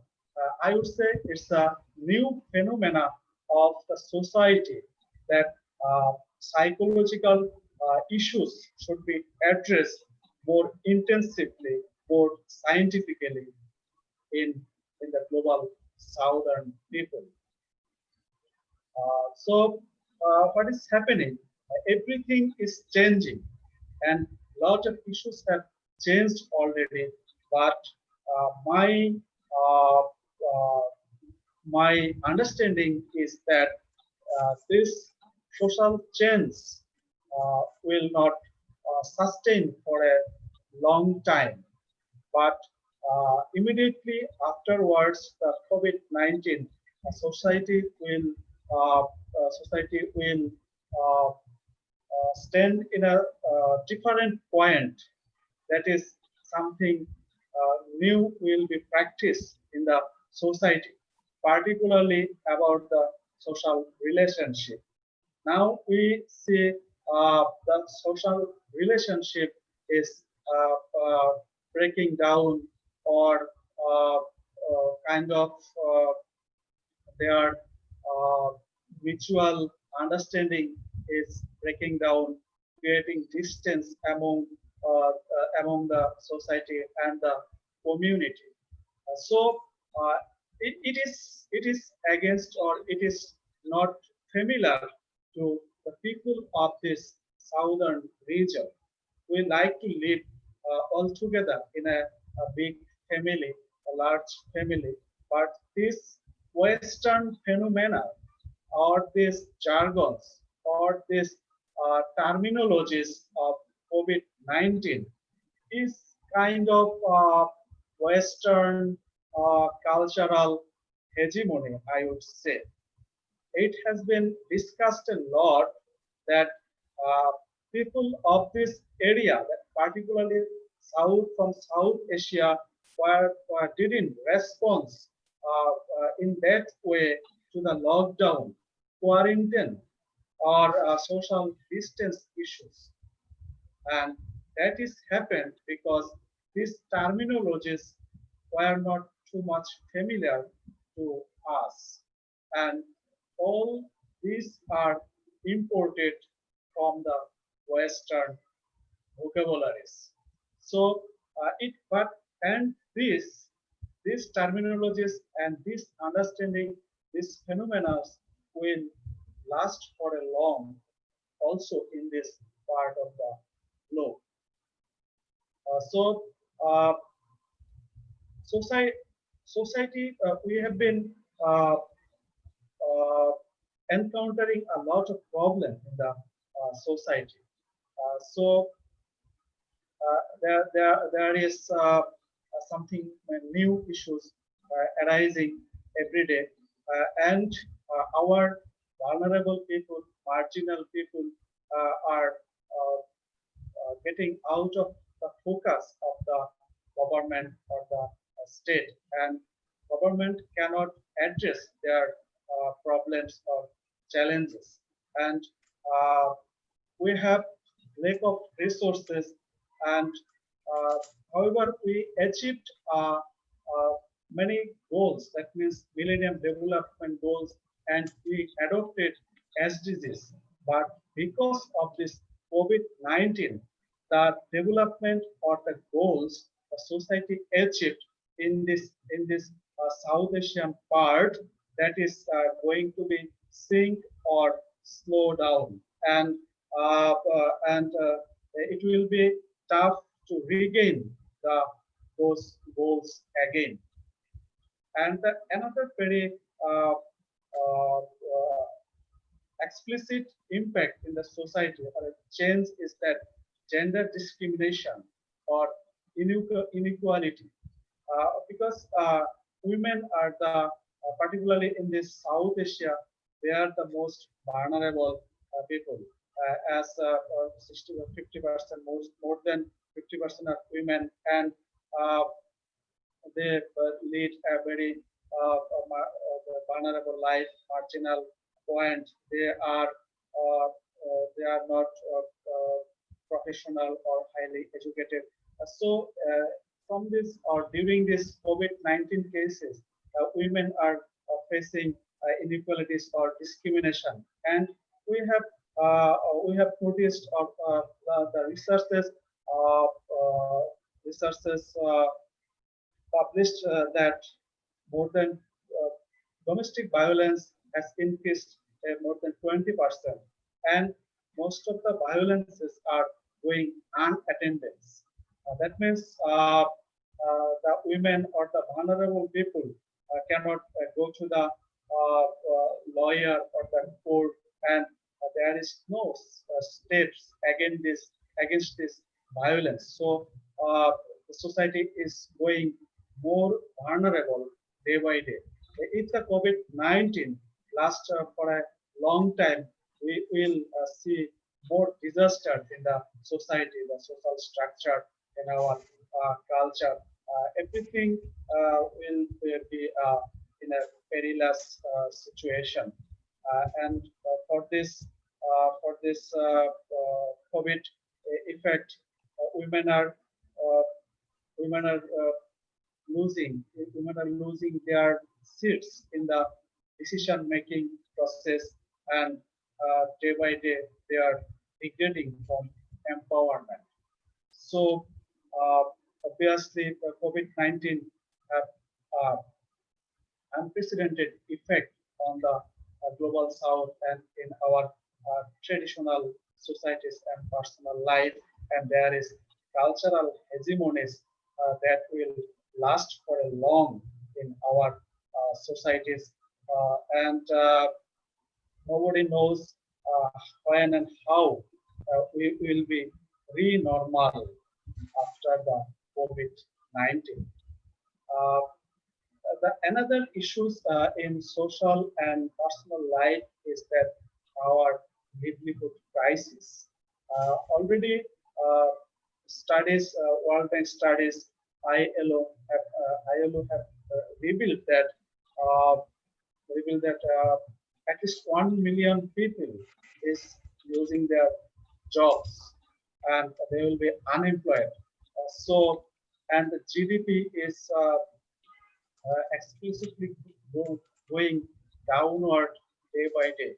And in this flow of COVID consequences to the livelihood, international and national migrant worker, RMG worker, casual labor are in double shock. They have to maintain their livelihood as well as they have to save their lives. But it is very difficult. It is a double-edged sword. They can't stay in the home or in the quarantine for their livelihood. And whenever they go outside for some casual work, they are getting infection of COVID-19. So these informal laborers, migrant laborers, RMG workers are the most vulnerable people nowadays in the society. And another issue is that as World Bank has forecasted that more than 1 million people will be unemployed. So it will return the extreme poverty rate in the society that we achieved in the last 2 decades.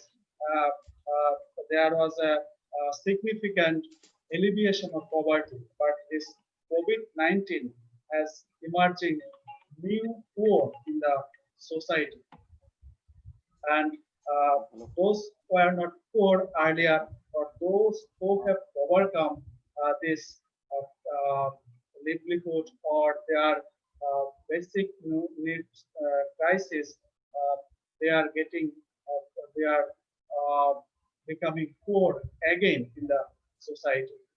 So it will overall create a social insecurity for a long time, because it will be very tough to recruit all of these 100 million unemployed people in the re-normal life. So obviously, society will go, or society will fall in complicated trap again.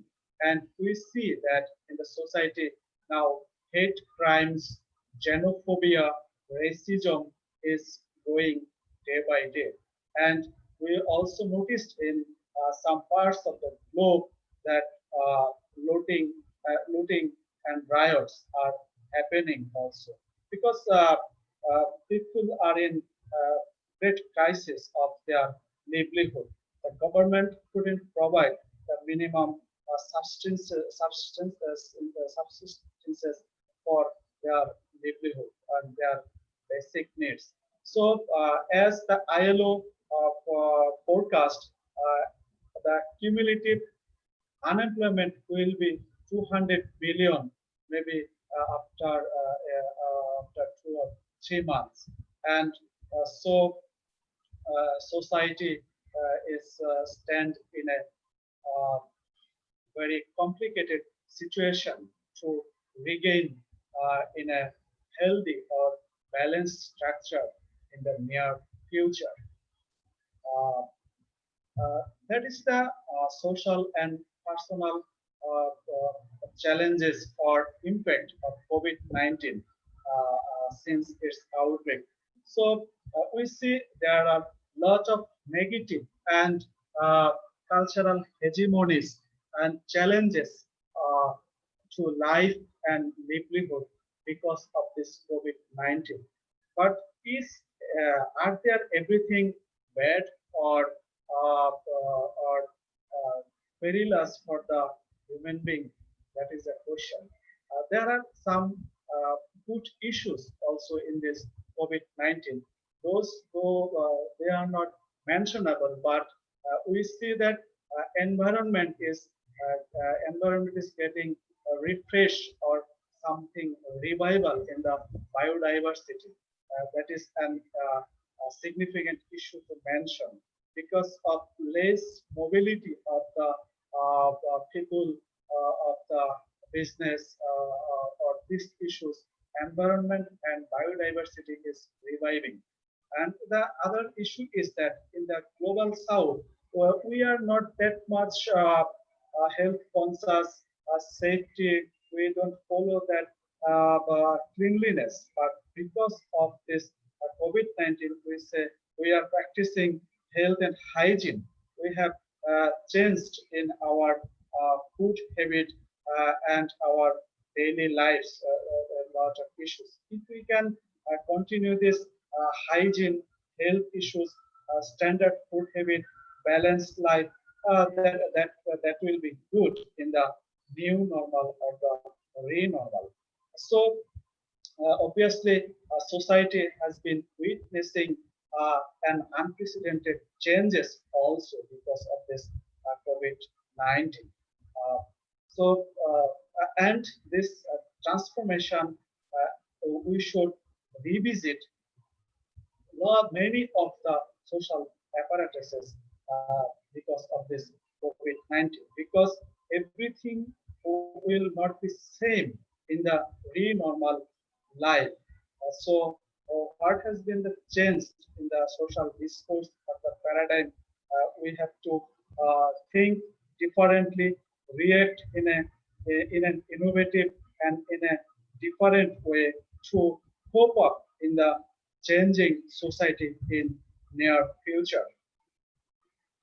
So these are the some mentionable changes in the societies so far, but it is important that to maintain safety, cleanliness, and uh, living a healthy life is now important for us.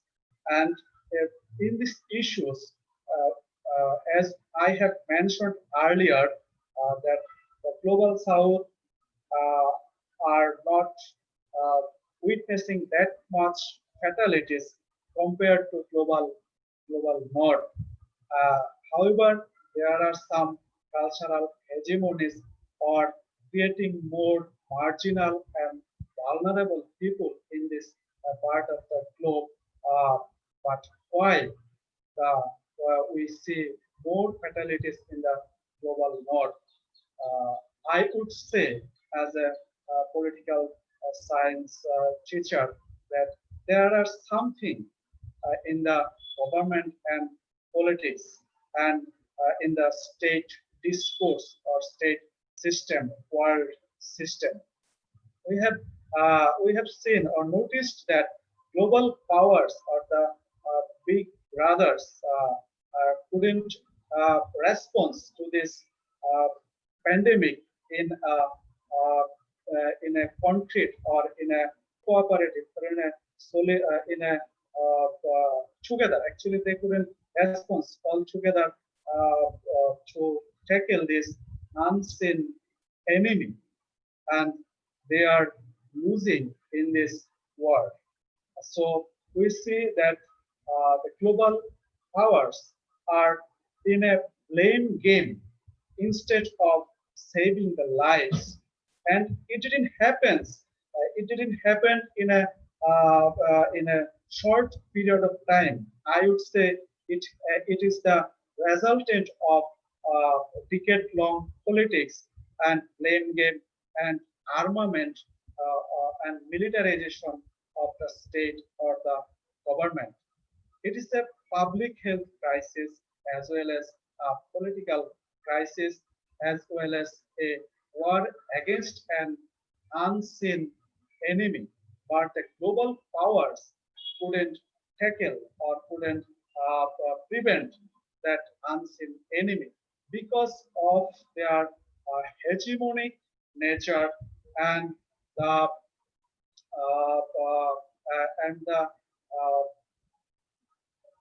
lack of capacity to deploy resources from the government end, because we see in the we are in the new liberal age of society and politics, and now the state and the government has little to do in the emergency in or in the pandemic or in global crisis.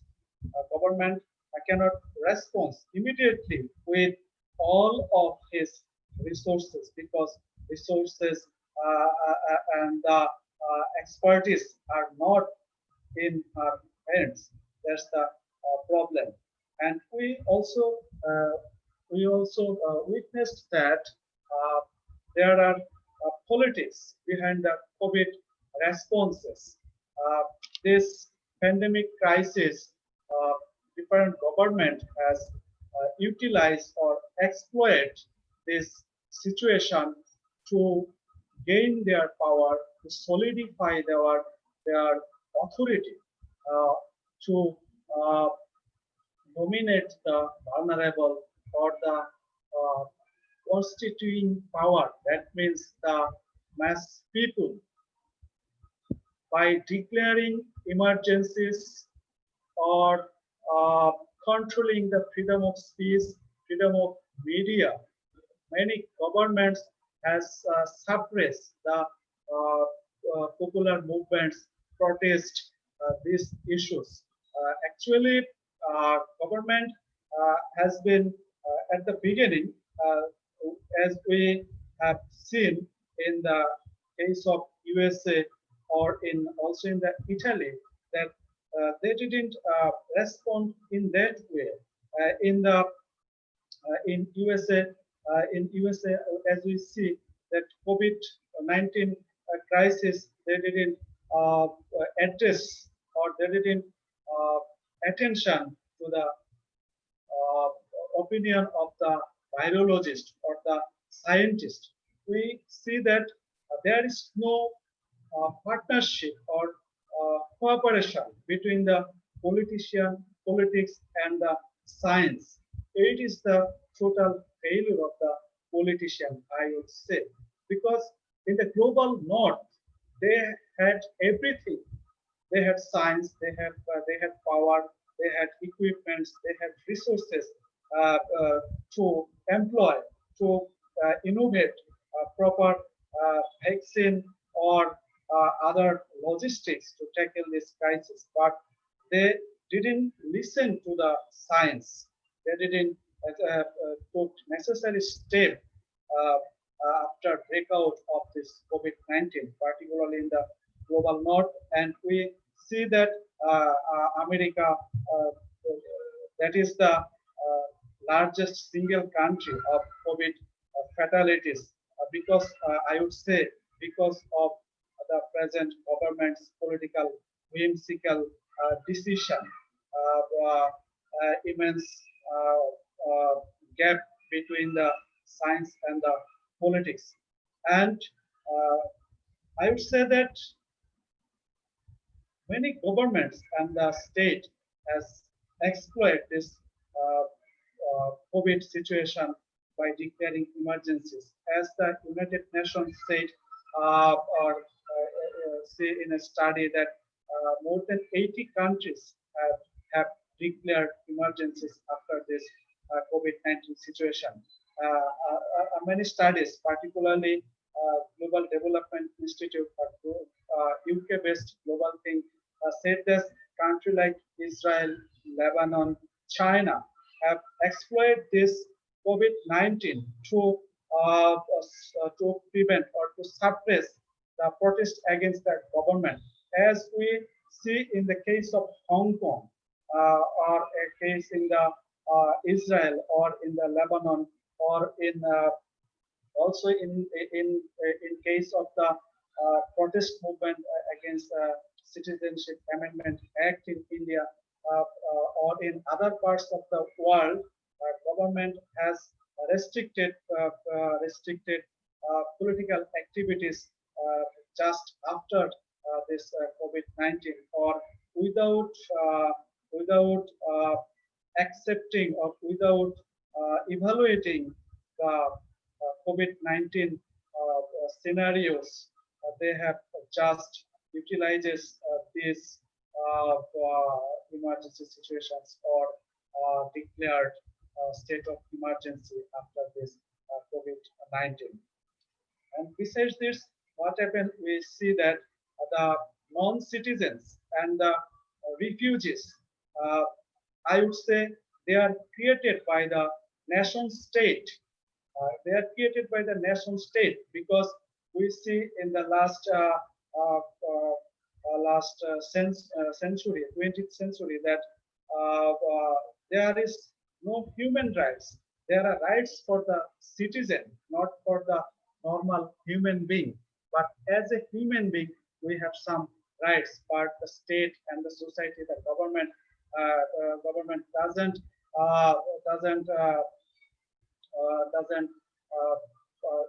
doesn't allow the rights of all the inhabitants in the society or in a state.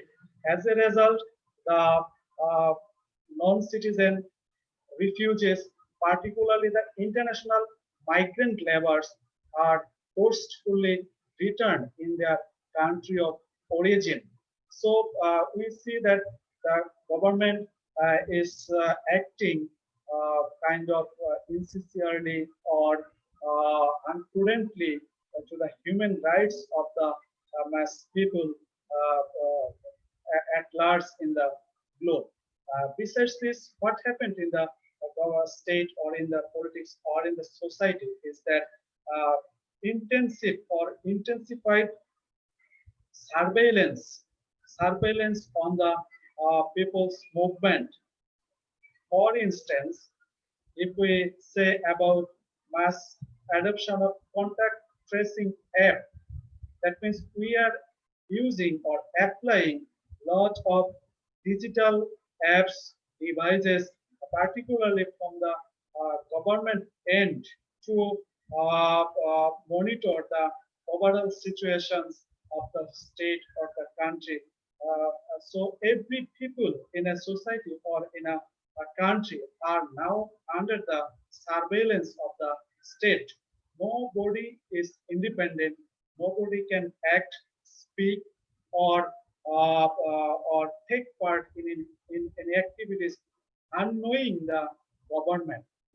That means everywhere is the government and is the state. It is creating an a proliferation of personal security. Nowadays, particularly because of this COVID-19, we are losing our personal issues day by day. Government or the state, as the Michel Foucault said, governmentality.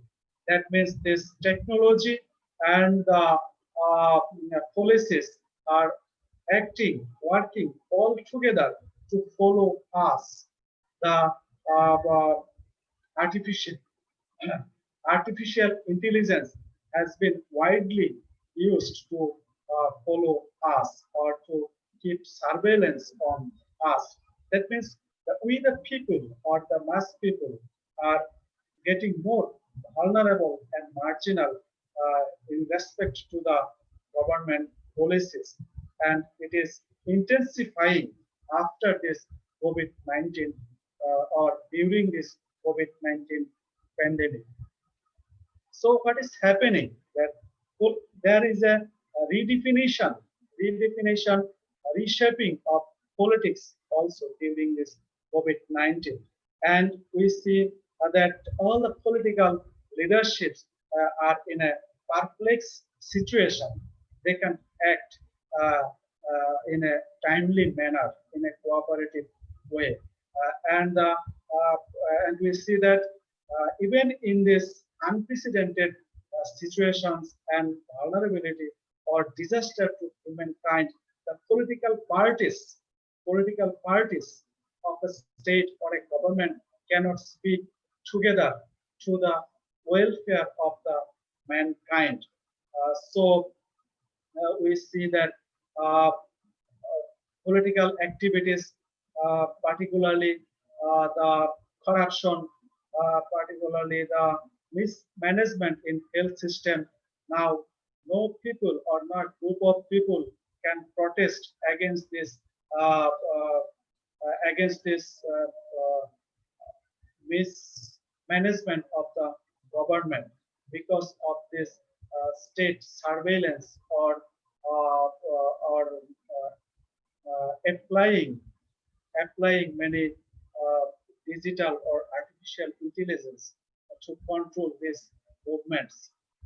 And we see that in holistic approach, we see that the election, parliamentary affairs, legislation, all these things are in a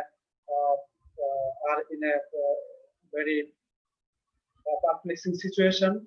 The parliament, the political parties cannot work, and a lot of elections have been postponed due to this COVID-19 situation. So what is going to happen in the end of the COVID-19 or in the re-normal life? There are a lot of issues or questions have been raised after this political reaction or political response to COVID-19, that authoritarian government or the states are gaining power over the democratic government. as we see that the civil society, the non-state actors are mostly absent during this COVID-19 situation. And the parliament, the political activities, elections, all of these are now standing still, and no activities from different political wings of the country. It is kind of a, we see that it's a political stability. We can say it's political stability, but is it actually political stability? Or it's the Balkan Insight, a popular newspaper said that, and the Washington Post also said that is COVID-19 killing democracy? Actually, it's a insightful query to the COVID-19 politics. What will happen to the democracy? What will happen to the democracy or the new liberal ideas of today's world? Or is it ending of the new liberal ideas or globalization or capitalism, these issues? And is it regaining or returning back the authoritarian state? However, Marx, Antonio Gramsci, and Michel Foucault was against this type of state, saying that the state is a parasitic institution or organ. Whether Antonio Gramsci said that state is a hegemonic ruling class. But what we are observing during this COVID-19, is it the state actually regaining its power? As Hannah Arendt said, a totalitarian state, that is everything to the state, nothing to the non-state actor, civil society, and other non-government partner organizations. So what is going on? Is it state regaining again as was in before the flourish of democratic values?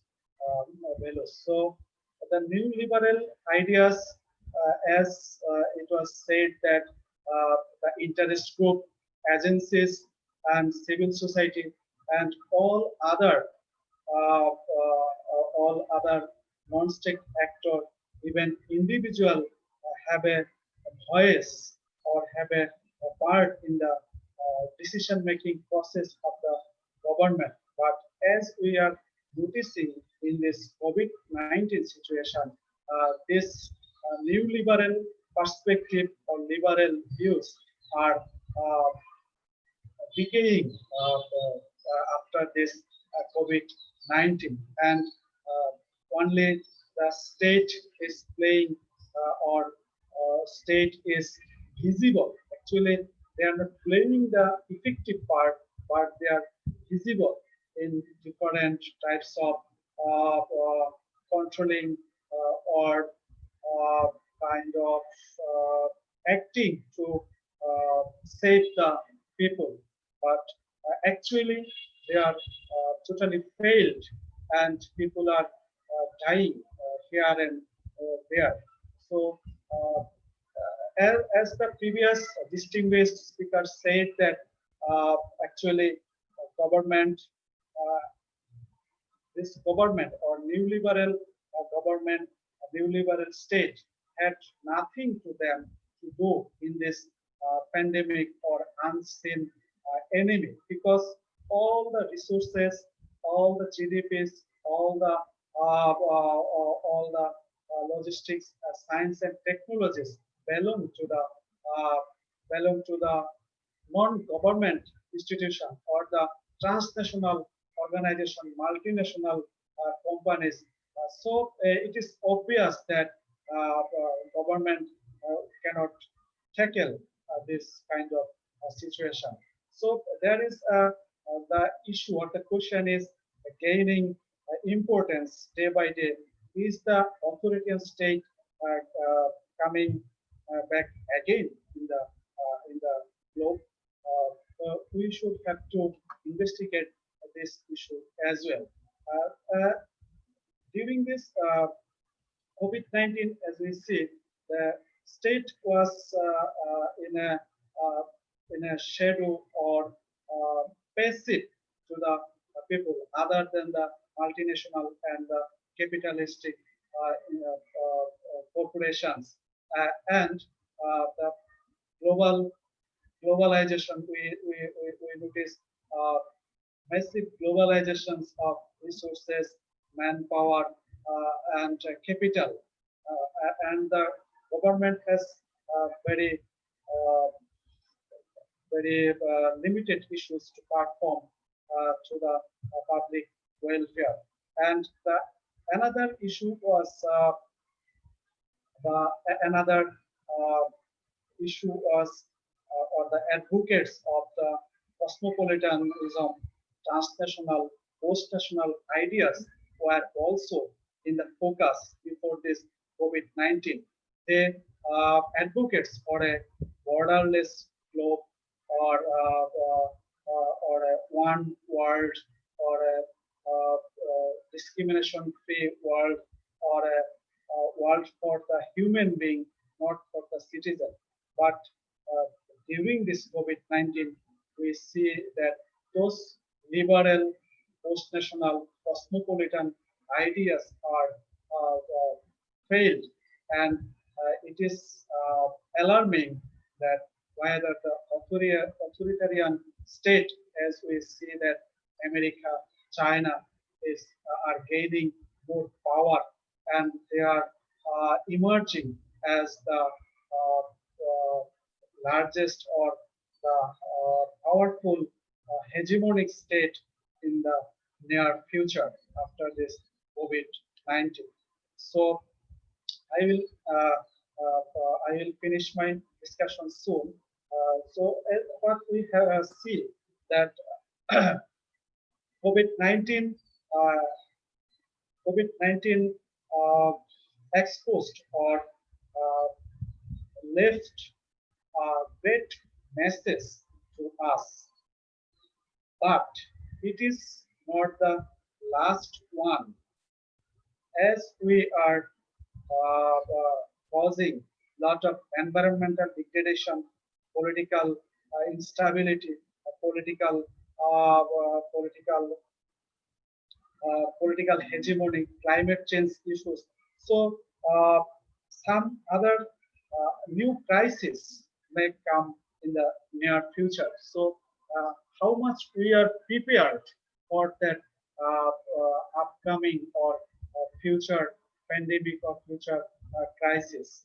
That is the issue. We should consider this COVID-19 as the final wake-up call for the survival of humankind. So we have to fix our future agenda to save the globe, to save the human being. So what can we do from this lesson of COVID-19? The most important issue is that we have to respect our social and political values, democratic innovation, adaptability, and good combination of science and politics. Otherwise, we will again fail to save the world. And we need quick and prudent and pragmatic recovery and reconstruction packages or project to save the people from this unprecedented vulnerabilities. So in that issues, we have to prioritize the public health, welfare, notion of the state, and overall is that we have to strengthen the global solidarity. Human right-based UN organization is a must to save the world from the upcoming calamities, disaster, or pandemic situations. That's all from my part. Thanks all the participants, all the professors, honorable professors, speakers to hear and tolerate me. Thank you very much. Thank you, Mr. Sodip Roy, sir, from Bangladesh. Your session was really very informative and insightful. We are thankful to you. And one thing that when I give the information or invitation regarding this webinar to join the participants, some of my friends asked me, you are from education, why are you going to organize this topic, especially from politics and sociology? So after listening to you, Das sir and Akhil Ranjan Dutta sir, I feel that I have success my goal, and it was really enlightful, and I think all the participants have really enriched with your thoughts and with your knowledge and wisdom. Thank you once again, Mr. Roy. And now I request the participants from different parts of the world, from outside India especially, because many participants have joined from USA, Nigeria, Nepal, Bangladesh, Oman, Sierra Leone, Kuwait, Germany, Pakistan, Philippines, Sri Lanka, and Indonesia. I don't know actually they could able to enter in the Zoom platform or not. If anyone from outside India are in Zoom platform, please give your opinion regarding the today's topic, please.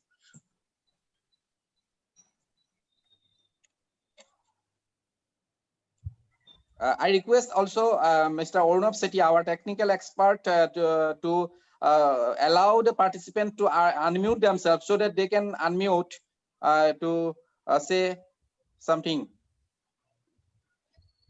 Yes, sir, I allowed them.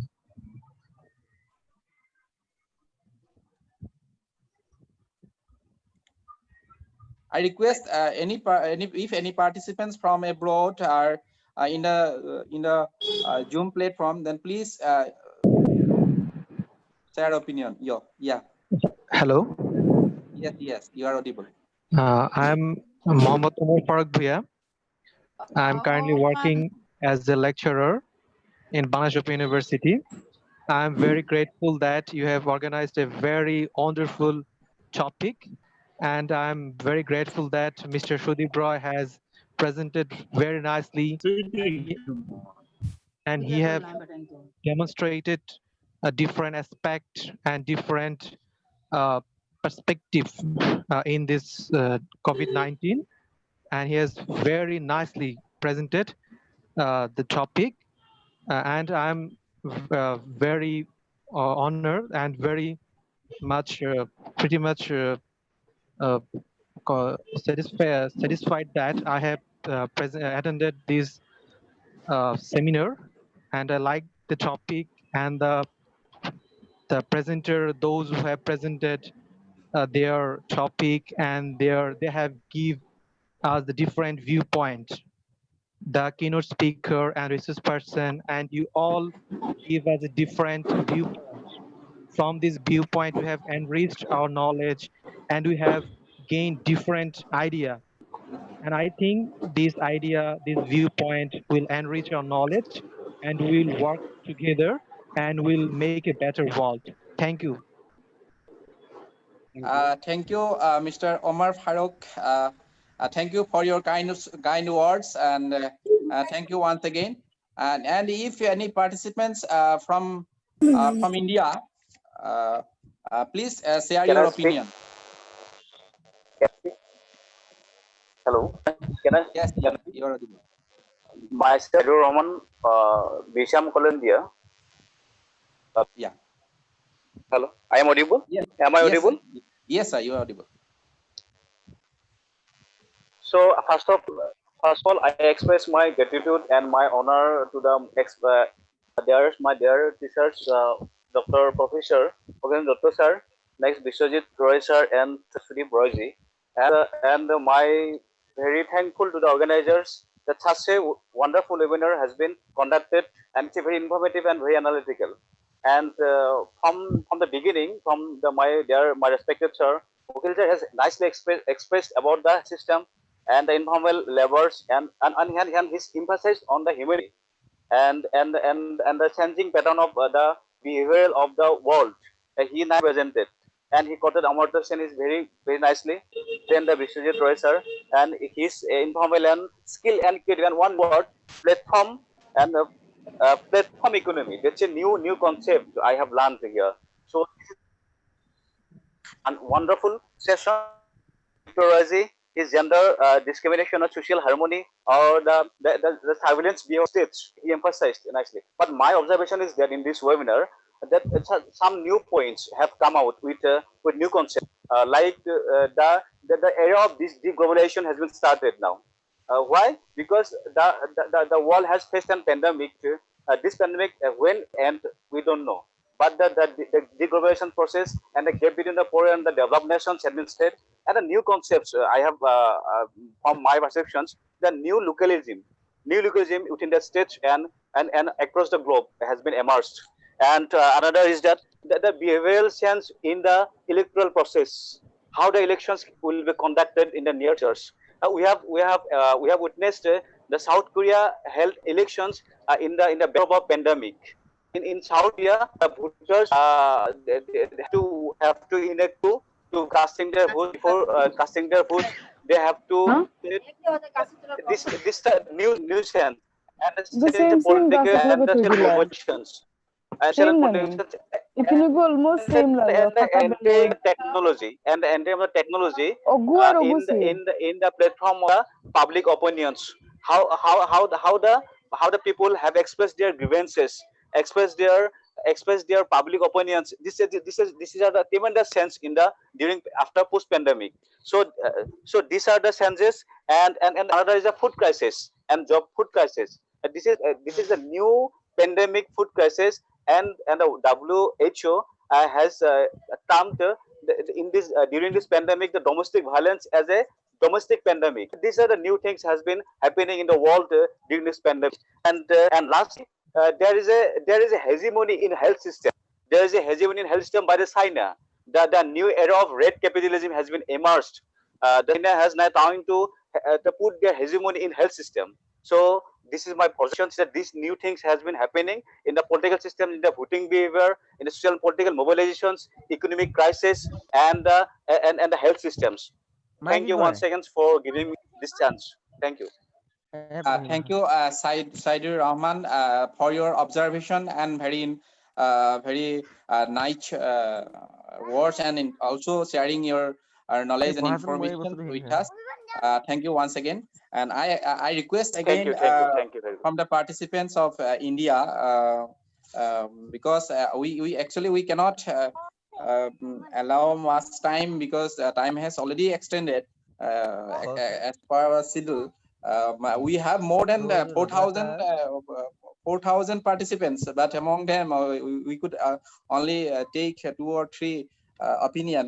So I request again from the participants of India, please share your opinion.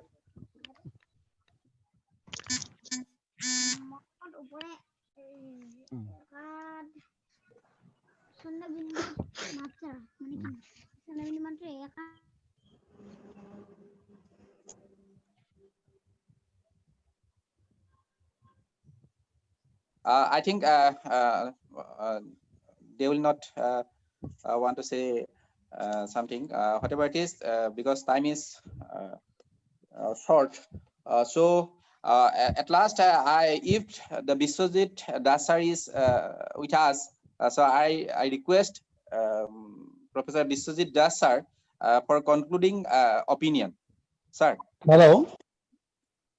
Hello. Yes. Dear comrades, I want to say something. Yes. Yeah. I am Mr. Dijan Sharma, Associate Professor, Navisha College from Assam, India.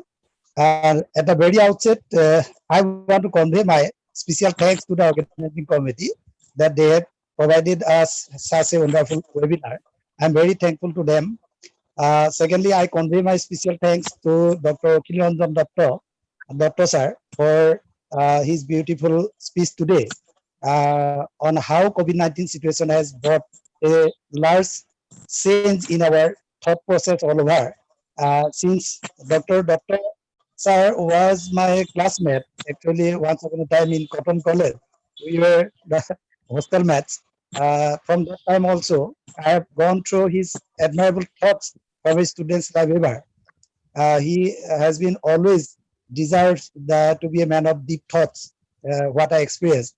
Thirdly, I want to convey my best regards to Dr. Biswajit Das sir for his thought-provoking speech ever today on a very wonderful topic, and also for my heartiest thanks to Dr. Sodip Roy from Bangladesh University for his valuable speech today. We are also very eagerly waiting to hear his speech in another webinar also, but due to some technological hazards that could not be happened. Again, I am very thankful that some of the new things have been emerged out of this webinar, international webinar, and these are the things that we are learning from such type of webinars, national or international, whatever it may be. And again, I'm very thankful to all the organizing members that they have taken such type of good initiatives to organize and accumulate and organize all over the world participants in the same platform. Thank you again. Thank you, Dijan Sharma sir, for your for sharing your experiences and for your kind, nice words, nice comments to us, and also to our resource persons and speakers. And now I request Ornav Sethi, our technical expert, to mute all the participants, and I request Dr. Biswajit Das sir for his concluding remarks.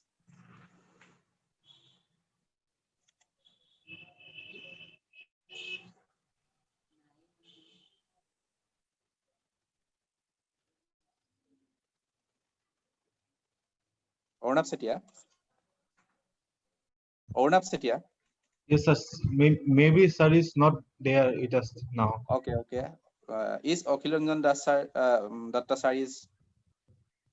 No, sir. No. Okay. I again request Mr. Sodip Roy from Bangladesh. Sir, please share your concluding opinion.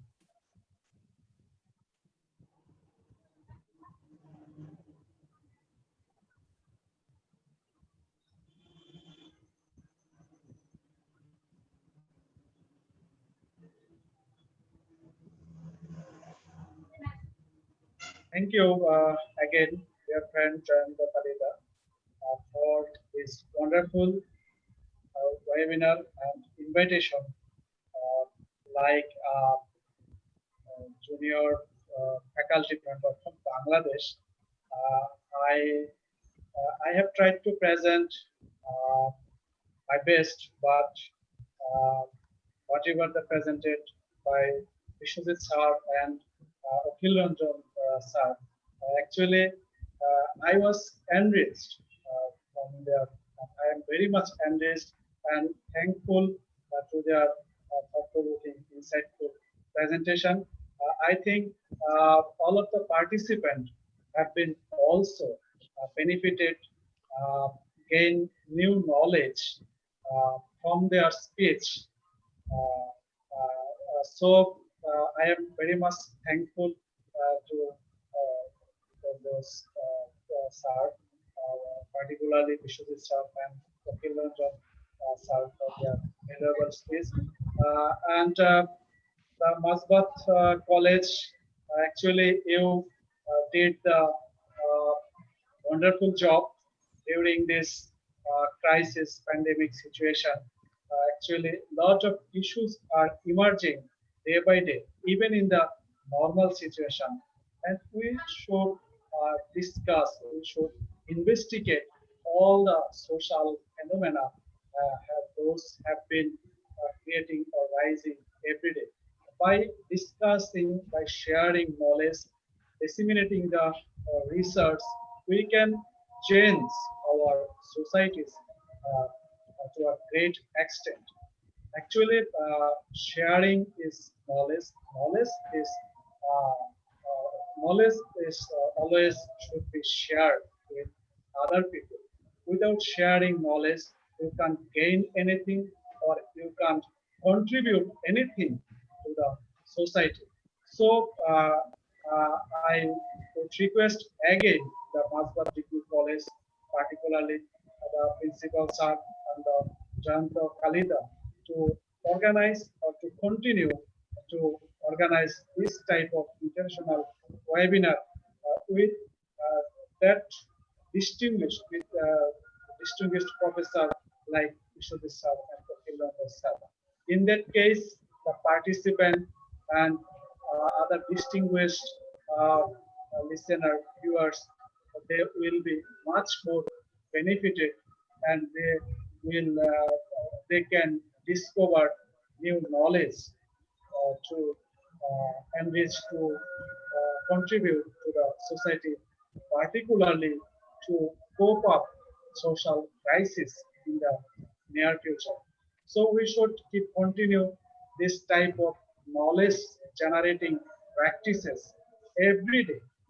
So I am very much grateful, thankful to the Masbat Degree College, Jayantokolita, to have invited me and to give this opportunity to say something or to get much knowledge, new idea through this webinar. Thank you very much. Thank you all the listeners and the participants. Thank you, Mr. Sodip Roy sir from Bangladesh. Actually, I'm really thank you to you because of you this webinar is possible. Because in a previous webinar, yes, yeah. In a previous webinar, I invited you to join, but due to some miscommunication from my side also, so it was not happen. So due to as a part of apology, I again organized for you especially.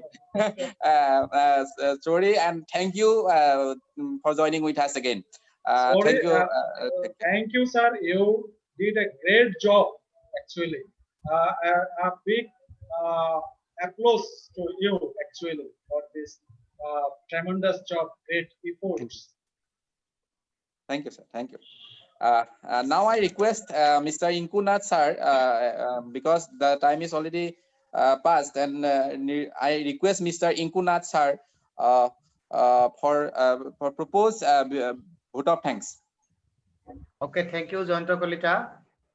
So as per our agenda, so now it is the time to say our vote of thanks. So we are arriving almost at the concluding part of this webinar. So on behalf of the organizing committee, I, Mr. Inkunath, so I want to offer vote of thanks to the concerned persons who attended this webinar as guests and also as participants and offer their valuable talks. So first of all, I want to express my thanks to Dr. Akhil Ranjan Nath, who was from Akhil Ranjan Dutta sir, sorry, pardon me. So Dr. Akhil Ranjan Dutta sir from Gauhati University. So I offer my thank on behalf of the organizing committee to him for his valuable speech on this webinar today. Next, I offer my thank to Dr. Biswajit Das sir from Jamia Millia Islamia University for his valuable speech on the topic. Thereafter, I offer my thank to Mr. Sodip Roy from Bangladesh, who offered his valuable speech on this webinar on this particular topic. So after that, I want to offer my thank to Dr. Pradeep Kumar Sharma sir, who is a principal of Masbat College, for his welcome speech and for allowing us to organize this webinar So on behalf of the organizing committee, so I offer my thanks to Dr. Pradeep Kumar Sharma sir. And then I offer my vote of thanks to Mr. Ramesh Shah, Assistant Professor of Masbat College, for his valuable communication with us. Then I offer my vote of thanks to Mr. Jayanta Kolita, Assistant Professor of Masbat College, Head of the Department of Education, who is a convener of this webinar. So for the smooth conduct of this webinar, I offer my vote of thanks to Mr. Jayanta Kolita. Then I offer my vote of thanks to Mr. Arunab Setia, who is the Chief Technical Assistant of our team, who is doing everything from Dibrugarh University, Assam. And then I offer my vote of thanks to all the participants from India and also from abroad who took part in this webinar and who stayed with us till the end of this webinar. Although we could not give space to all of them in this Zoom platform, so we apologize for it, but still we try to give them a place in the YouTube live. So I offer my vote of thanks to all the participants for the support of whom this webinar could be possible. So already it is mentioned that more than 4,000 participants from several countries of the world, they registered in this webinar. So in a way, on behalf of the organizing committee, I offer my vote of thanks to all of these persons that I have mentioned. So now, after completing the vote of thanks, so I want to make a declaration, a particular declaration about our next webinar. So from this platform, another webinar is coming soon. So already in our previous webinar, we declared about it. So today we finally declared that our next international webinar, it will be conducted on 24th July. So the topic will be, the subject matter of this webinar, it will be, I read it, books that you must read before you die. So the subject of the next webinar is books that you must read before you die. So this is the topic for our next webinar. And in this webinar, the resource person, he will be an eminent personality from UNO. So already he has promised to grace this occasion as the resource person. So this is a declaration about our next webinar. So this webinar will be conducted exclusively on books. So today this webinar, it was related with politics, with society. So our next webinar, it will be on exclusively on books. So I think it will be quite valuable for all the participants, all the people, and mostly the academicians. So we, the teachers, the professors, the academicians, so we may be benefited from this webinar. So I request all of you who are listening to me to participate in our next webinar as like today. So in a way, at the end, I again offer my thanks to all the participants and guests on behalf of the organizing committee. So thank you, and over to Mr. Jayanta Kolita. Thank you, Mr. Inkunath sir, for your vote of thanks. I also thank you, for cooperating me during the webinar sessions, for also from the beginning, and also before beginning, from starting the advertisement of the webinar. You are joining with me, and you are cooperating with me, and also guiding me. So thank you once again to you. And I also like to add some declaration along with you. You have already declared something, and I also like to declare before the participants that already we have said that more than 4,000 participants have joined in this webinar. So now our parties to issue the certificate.